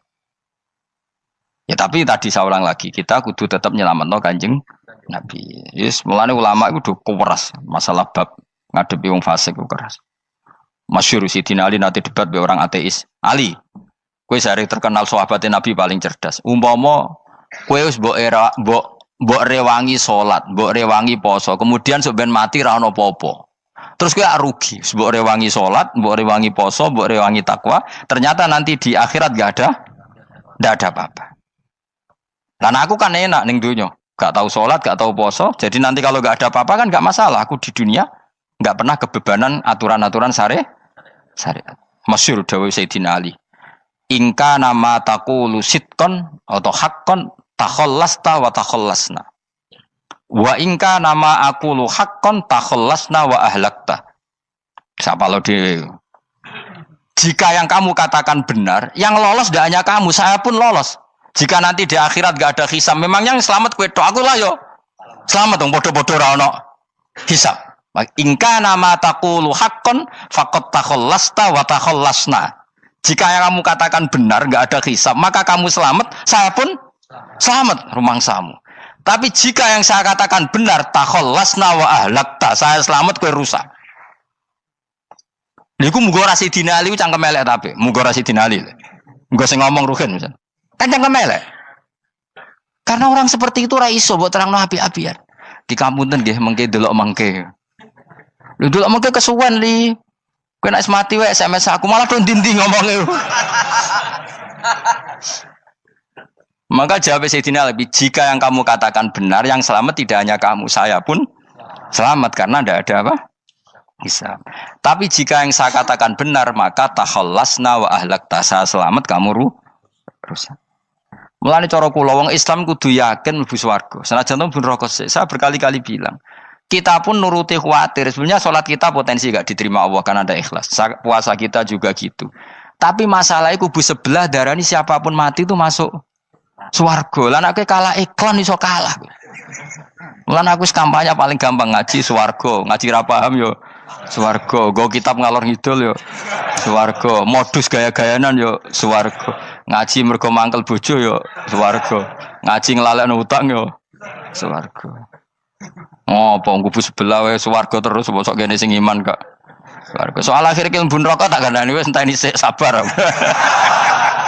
Pada akhirnya tetap masuk swarga. Pada akhirnya kapan? 10.000 tahun apa ya ora. Ayo ora kepengin orang nglakoni kok. Jadi ini penting ya. Jadi kita harus terbiasa berpikir secara tadi ya. Sarohku sahabat ulama itu nak ngadepi wong fasik itu akhirnya cangkem elek. Mergo kadang penjelasan lebih gampang. Cuma tadi saya ulang lagi, Nabi harus kita selamatkan. Tajane Nabi Ibrahim yang podo parah. Jadi ketika beliau mematahkan semua berhala yang kecil kan kapaknya dikalungkan berhala yang bareng ditakoi. Him siapa yang melakukan itu? Takono sing nggo kapak, ora nggo kapak. Jare ketuane wong kafir, utekem lho him wong karuan berhala ora bukan nakoki, ora karuan iso ngomong, bukan nakoki. Lah utekem ning ndi karuan ora ngomong mbok sembah. Asline berhubung Nabi Ibrahim darane ngendikan, lah sing nyora aku. Lah yo muga iku ora nabi, iku cangkem elek ta cangkem apik. Muga ora nabi lho. Mergo Nabi Ibrahim utekem lho, mu karuan berhala watu kok kon nako. Jare Ibrahim utekem kok ndi karuan watu kok mbok sembah. Iso diterangno api-apian. Ngapunten nggih. Ngapunten sanget niki niku. Kesuwen yakin kesuwen. Lah cuma ke mari siko Nabi ku ya iku netok sing cangkem elek iku. Tapi ora demi hak, demi hadun. Nah iku sing mari elek. Apa logikanya? Saiki musuh dhisik musuh saiki gabung kuwi barang-barang donya kok mbok soal. Nyoal barang akhirat itu keren apa? Apa susahe ning donya nggo sujud, apa susahe ning donya nggo ibadah iku keren. Nyoal kok trimo. Dhisik musuhan kok saiki rukun ben donya kok mbok soal ben wis jegeman santriku di sini aku. Ciri utama wong apik nyebalano barang dunya, tapi nek akhirat seri. Kayak aku mestine paten soalku wis ngaji jalalan kok gak dadi wali ku maksudku piye? Tak ulang mulai 2005 kok ora alim-alim maksud. Tapi kita wari jawaban tawaduk.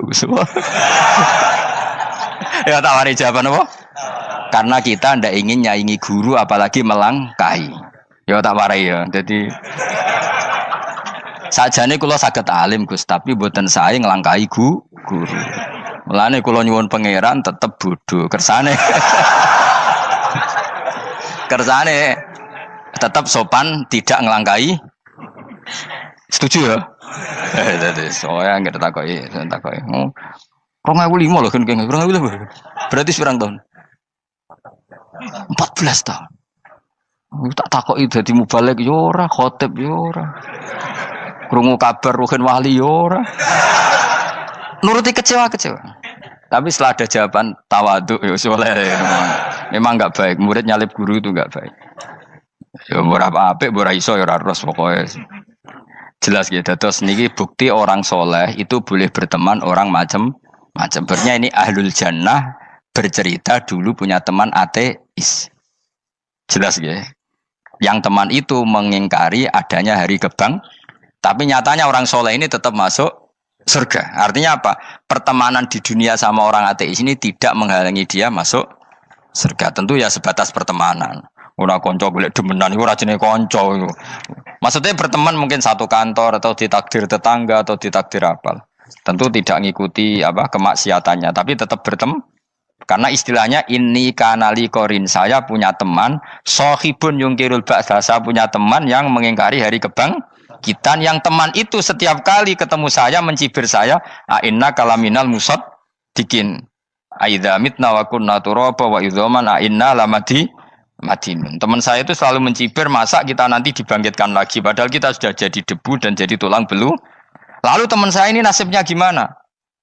Tersama Allah dipertontonkan, sananya teman itu masuk neraka. Intinya apa? Orang soleh ini ketika di dunia punya teman orang tidak soleh, dan itu tidak disalahkan Allah. Tetap dia ahlil jannah, dan temannya karena salah tetap ahlin. Nah, hanya gak ada cerita terus berhubungi kancamu, kowe mlebu neraka ndak. Makanya kita rileks saja di Indonesia. Kancanan tonggo macam-macam tenang aja. Sementing alaikum anfusakum la yadurrukum man dhalla idza tadaitum. Yang penting jaga diri kamu sendiri, dan setelah diri kamu terjaga, tidak masalah orang sekeliling kamu sesat. Ya ayyuhalladzina amanu alaikum anfusakum la yadurrukum man dhalla idza tadaitum. Jaga diri kamu, kualitas hidayat kamu jaga, kualitas kebaikan kamu jaga. Setelah semuanya terjaga, tidak masalah orang sekeliling kamu sesat. Ya kayak teman ini, dia punya teman ateis tapi dia tetap islami, dia konsisten dalam mempertahankan iman, ternyata dia tetap ahlil jannah, padahal punya teman ateis. Jelas ya, terus niki supaya clear bahwa karena kita di dunia mesti berteman orang macam-macam. Apalagi semenjak saya dari Korea itu melihat orang Islam ingin bikin masjid, padahal bosnya orang ateis, teman kerjanya orang ateis. Tapi mereka nyatanya imannya tidak goyah. Mereka ingin bikin masjid, urunan bikin masjid, padahal temannya apa? Ateis. Dan itu nggak masalah. Nanti kalau itu soleh terus sampai di surga, golek bosku saya gini di. Iku nara ketemu ya ora lega. Jadi manusia itu masih ini swarga, nak gak ketemu rivale. Jadi sebenarnya, nak rival politik, nggak tahu saya itu, nggak ada ayatnya, nggak ada penjelasannya di Quran ini. Dan tidak perlu menjelaskan barang dunia terang non Quran kemuliaan. Wan kula terus nang sampai budi. Ka'annahu fa'amal terus budi. Innahum alfau aba'ahum dolin. Innahum satamne kufar iku alfau padha metuki sapa kufar wajadu. Tegese metuki sapa kufar aba'ahum ing bapak-bapak kufar dipetuki dolina khalik sesat kabeh. Nah, mereka itu menjadi kafir karena punya tradisi bapak-bapaknya ya kafir. Terus setelah bapak-bapaknya kafir, fahum mongko te wong akeh ala asarihim ing atase jejak-jejak bapak-bapak wong akeh yurauna iku anut kabeh.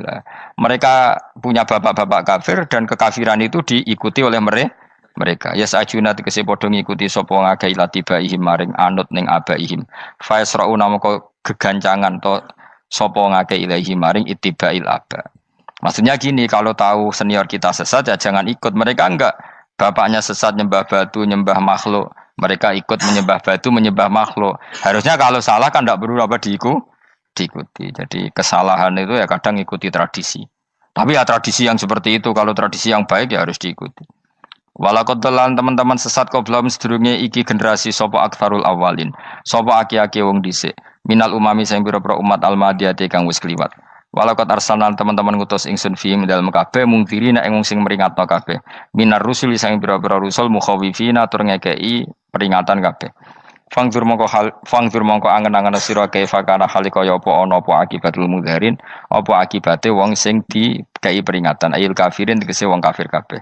Ai akibatuhum tegese uta akibate kabeh akhir dari perjalanan mereka wa aladabu siksa. Orang yang tidak iman pasti akhir perjalanannya siksa. Senajan to ning donya mereka ngelola dunia lebih baik ketimbang kita, kehidupan dunianya lebih baik ketimbang kita. Intinya kowe aja sampai kalah donya kalah akhirat. Awas kene. Kalah donya aja sampai sini-sini wong. Sing go jalalan jebule kalah donya. Gunane apa go konsep jalalan ngalor gitu. Tutulisi jalalan kalah di dunia menang akhirat. Jebule kalah pisan ya. Innalillahi wa inna ilaihi raji'un. Awas ke sebenarnya swarga sini-sini wong. Illa ibadah wahi kecuali pira-pira kaulan Allah al-mukhlasina kang ikhlas kabeh, al mukminina kang mukmin kabeh. Fa innahu mongko satuna ibadu wa al-mukhlisin atau al-mukhlasin iku najau. Iku selamat sapa kabeh minal adabi sanging siksa. Li ikhlasihim krana ikhlase wong akeh fil ibadati ing ibadah. Nak kira iki ta apa? Illa ibadah wahil mukhlasin sami nggih. Fathah. Kira iki ta apa? Lame fathah. Illa ibadah wahil mukhlasin iki. Tapi ana sing kira mukhlisin mukhlasin kira iki to. Hah? Ora lha jeng nang Qur'ane Quran. Mukhlas. Auli anna wa ta satamna wa ta'ala akhlas nyelametno sapa mikhlasno sapa ing kabeh lah krana ikilah amal ala qiraati fathil lam ing atase wacanan maca lam. Dadi qiraah itu ada illa ibadah wahil mukhlisin, ada illa ibadah wahil mukhlasin. Jadi mang dua qiraah. Tapi ki anut sing umum ya, aja aneh-aneh. Walaqad nadana nuhun fala ni'mal mujibun. Walaqad nadana lan teman-teman ndonga nek kita sapa nuhun Nabi Nuh bikauli iklan dawe Nabi Nuh, Rabbi inni maghlubun fantasir. Rabbi do pengiran ingsun ini sak temen ingsun maghlubun den kalahno, fantasir mongko kula aturi nulungi panjenengan. Fala ni'mal mujibun, mongko iku banget nikmate sapa al mujibun, sapa zat sing nyembadani lagu maring Nuh nahnu te kita. Aida'ana ala qaumi. Maksudnya Nabi Nuh ketika tertekan oleh kaumnya, kemudian Nabi Nuh berdoa kepada saya. Dan saya kata Allah fala ni'mal mujibun, zat terbaik yang memberi terkabulnya doa itu fala ni'mal mujibun. Ya Nuh berdoa kepada saya kata Allah, dan saya kata Allah adalah zat terbaik yang bisa mengabulkan doa. Itu jenenge apa? Fala ni'mal mujibun. Eda ana tekse donga sapa Nuh ing kita ala qaumihi ing atase kaum Nabi Nuh fa ahlaknahum mongko ngrusak ingsun ing kaum Nabi Nuh bil ghoroqi kelawan tenggelam. Jadi kowe nak mangkel mbek wong-wong sing ora iman iku pilihane iku kowe parek pangeran. Nak parek pangeran nak sing ora iman dikalahno pangeran. Kowe ora usah dadi ekstremis, malah ribet dhewe. Pasrahno napa pangeran. Lah nek ora wali ora mandi-mandi, ora mandi ya wis. Sementing kowe ning donya bernegara secara sehat, gak perlu dadi napa? Teroris, gak perlu dadi napa ekstremis. Karena Nabi Nuh ketika mangkel mbek kaume, Nabi Nuh ngebom mereka apa matur pangeran? Matur pangeran, kemudian pangeran sendiri yang ngambil napa tindakan. Kowe yo ngono mbek musuh-musuhmu sing hasud mbek kowe. Tapi ya mbah konang pangeran malah bela kono. Lah kadang musuhmu luwih bener timbang kono ya. Timbang kowe. Kono kerja keras sugih. Terus duweni kowe sekere turu. Terus mbok pasutno jebule pangeran bener. Kok kowe pemalas. Kono bekerja keras. Ya mbah nak ngono. Lan jegeman di musuh wong saleh. Mergo nak maksudno malah balik ning kowe. Di musuh sing ra saleh dadi menang kowe. Nak padha ra saleh ya mbok ra jelas. Fa ahlaknahum mongko ngrusak ingsun hum ing kaum Nabi Nuh bil ghoroqi kelawan apa tenggel. Sehingga nabi-nabi dulu nak kecewa mbek musuhe iku mature teng pangeran. Mboten kalau perang itu beda loh. Nabi kalau perang dia perang di arena perang di Badar di Uhud. Jadi janjian terus duel. Ora kok musuhe turu terus di sebelah mboten enten ngono. Ya kalau mau perang ya janjian. Jadi fair. Mereka nantang Nabi, tentu kan tidak baik kalau kebenaran ditantang kebatilan tidak berat. Terus akhirnya ya duel ini wow. Tidak. Yang jelas perang itu tidak sepihak. Makanya bahasa Arabnya takotul, saling perang. Jadi wazan kalau dalam nahwu itu dalam sorof itu qatala itu wazannya musyarakah. Musyarakah itu saling merang, saling nyerang. Jadi enggak boleh sepihak. Makanya janjian oke, mau iduna badrun. Perjanjian kita ketemu di apa? Badar terus ketemu. Ora kok limbe-limbenan ku mboten. Memang tarung. Jadi keren. Sing kalah ya keren, sing menang ya keren. Mergo corong Jawa wani adep. Mboten nyulik niku mboten. Sehingga disebut muqatalah atau napa kital. Masdarnya itu qatala yuqatilu muqatalatan. Malah latihan sorab lah jong. Karena syarat mufassir itu harus ahli napa? Sorab. Wa najainahu lan nyelametno ingsun ing Nabi Nuh wa alahu lan keluargane Nabi minal karfil azim saking banjir sing gedhe. Ail gharqi tegese selamat sangka tenggelam. Wa ja'alna lan gawe ingsun zuriyata yang anak turun Nabi Nuh hum albakin. Fanasu mongko te manusa kulhum kabeh nasikum minasli sanging turun Nabi Nuh alaihis salam. Makanya jenengan yang syukur. Jadi turunan yang sekarang itu sudah steril. Saya ulang lagi. Kamu ini sudah turunan yang steril. Tidak ada bapak yang kafir. Yo kowe kabeh sing ngaji Jalalain. Kowe kabeh. Ini mbah-mbah kamu sudah apa? Steril. Karena manusia pertama Nabi Adam, terus Nabi Adam seterusnya itu masih ada yang kafir macam-macam. Era Nabi Nuh ini bapak kedua. sing kafir tenggelam kabeh, terus ada orang 80 semuanya mukmin. Makanya kita-kita yang sekarang itu istilahnya Allah dzurriyyataman hamalna ma'nuh. Kita ini turunan orang yang diangkat di perahunya Nabi Nuh. Makanya manusia pertama dari Nabi Adam, terus itu masih macam-macam. Era setelah Nabi Nuh sudah steril, enggak ada lagi yang apa? Kafir. Umpama babamu ana sing kafir meneh, iku ya kafir sing ora asli. Sehingga engkau ya langkai wae. Mesti aja anggap langkai wae. Terus melok mbah sing nopo? Sing mukmin. Ya jelas ya, fannasu kulluhum min naslihi alaihis salam. Jadi setelah periode banjir itu semua manusia itu sudah turunan Nabi Nuh dan pas itu sudah steril semuanya apa? Mukmin. Ya orang 80 semuanya orang apa? Nah, setelah itu ada lagi yang kafir. Lah aku ora roh iku sing dadi mbahmu ta ora roh. Ya ora perlu roh kowe. Mulane ora apal nasab penting kanggo biasa ben ora roh. Tadi fanasu mongko te manusa kulo mis kabeh nas iku min naslihi saking turunan Nabi Nuh alaihi salam. Bakana lan ana iku lahu kedene sapa salah satu auladin sapa telu pira-pira anak Sam. Pertama Sam wa Abul Arab wa Faris wa Rum wa Ham wa Abu Sudan. Sing Ham Abu Sudan, bapake wong napa? Sudan. Wa Yafas, ana sing maca Yafis. Yafas Abu Turki, bapake wong pundi? Wal Khazar, wa Ya'jud wa Ma'jud wa Magunalika. Mbah kowe minduane sing tira babamu sing Abul Arab ira ngembesek. Persi kita ya kurang ganteng. Rom kira ora wong Itali. Kowe turunan ndi? Ham iku paling Abu Sudan wong ireng-ireng. Paling iku. Wis ben ngono, ben wis. Wa tarakna alaihi fil akhirin. Wa tarakna lan nyisano ingsun apa koina tegese nyisano ingsun ali ngatasin no tak sisano sanaan khalidati pangaleman hasanan kang apik fil akhirin ing dalem periode-periode sing akhir. Minal anbiya sing pira-pira nabi wal umami lan pira-pira umat ila yaumil kiamat itu maka maring dina kiamat. Nuh jejak-jejak kebaikannya akan saya maklumatkan kebaikannya sampai ila yaumil kiamat. Mulane ra ono barokah kados ngaji, jenengan kudu syukur ngaji. Misalnya Nabi Nuh dititahno Allah akan dipuji ila yaumil kiamah. Yang muji siapa kalau enggak kita-kita ini?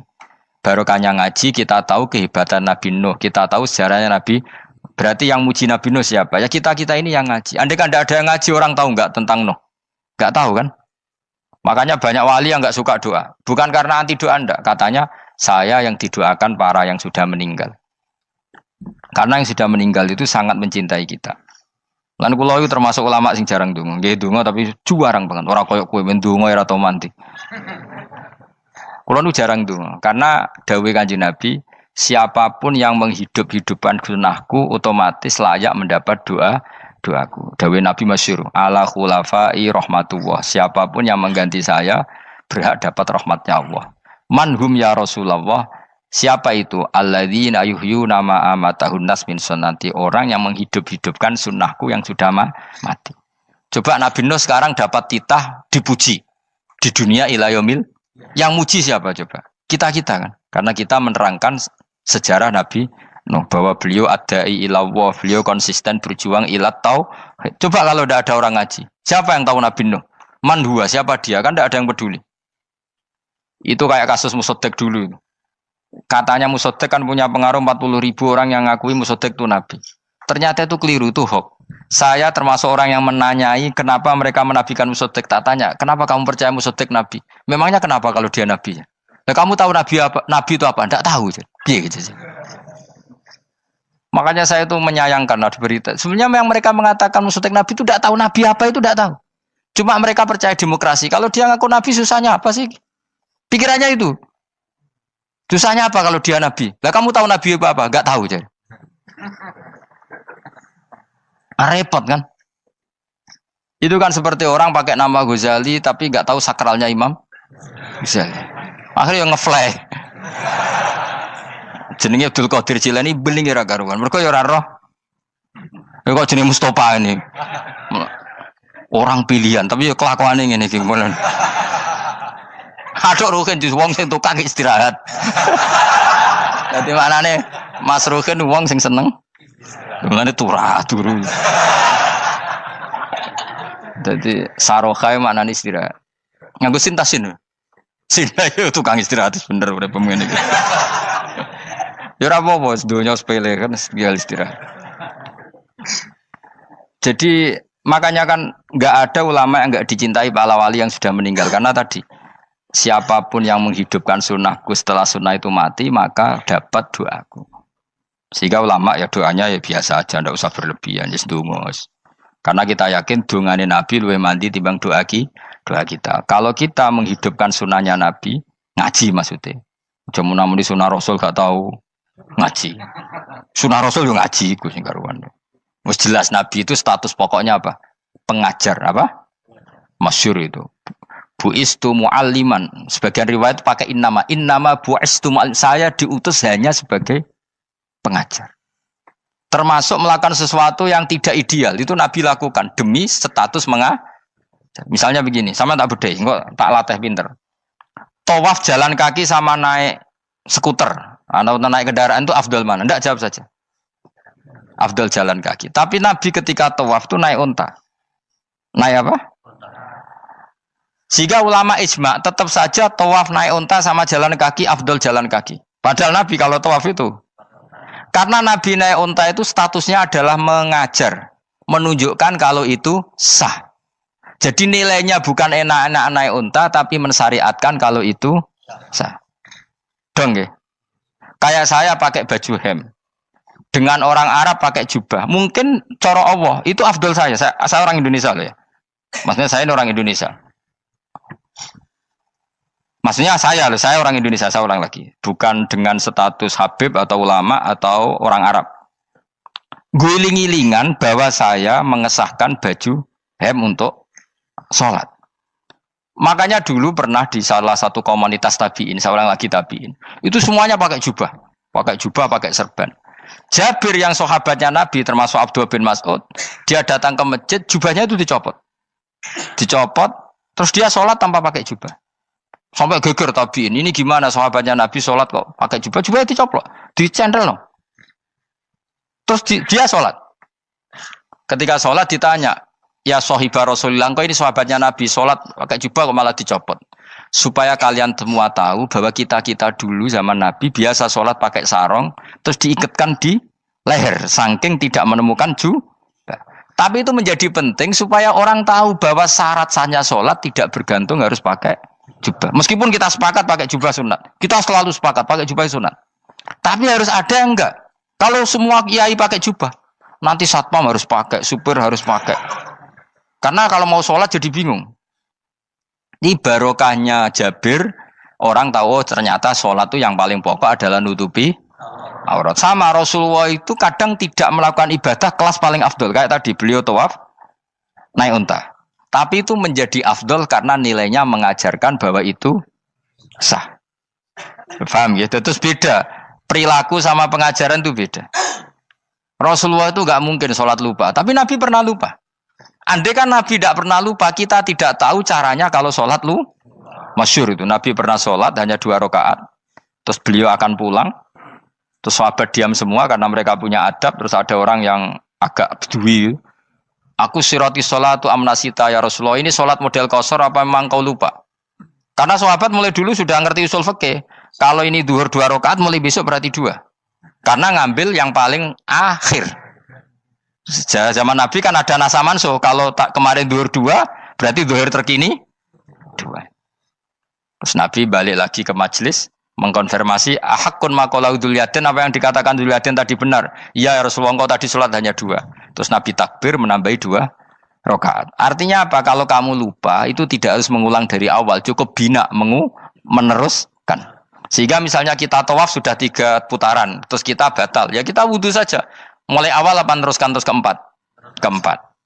Coba kalau Nabi gak pernah salah seperti itu, kita tidak tahu cara ngelola kesalahan. Ya misalnya kamu tawaf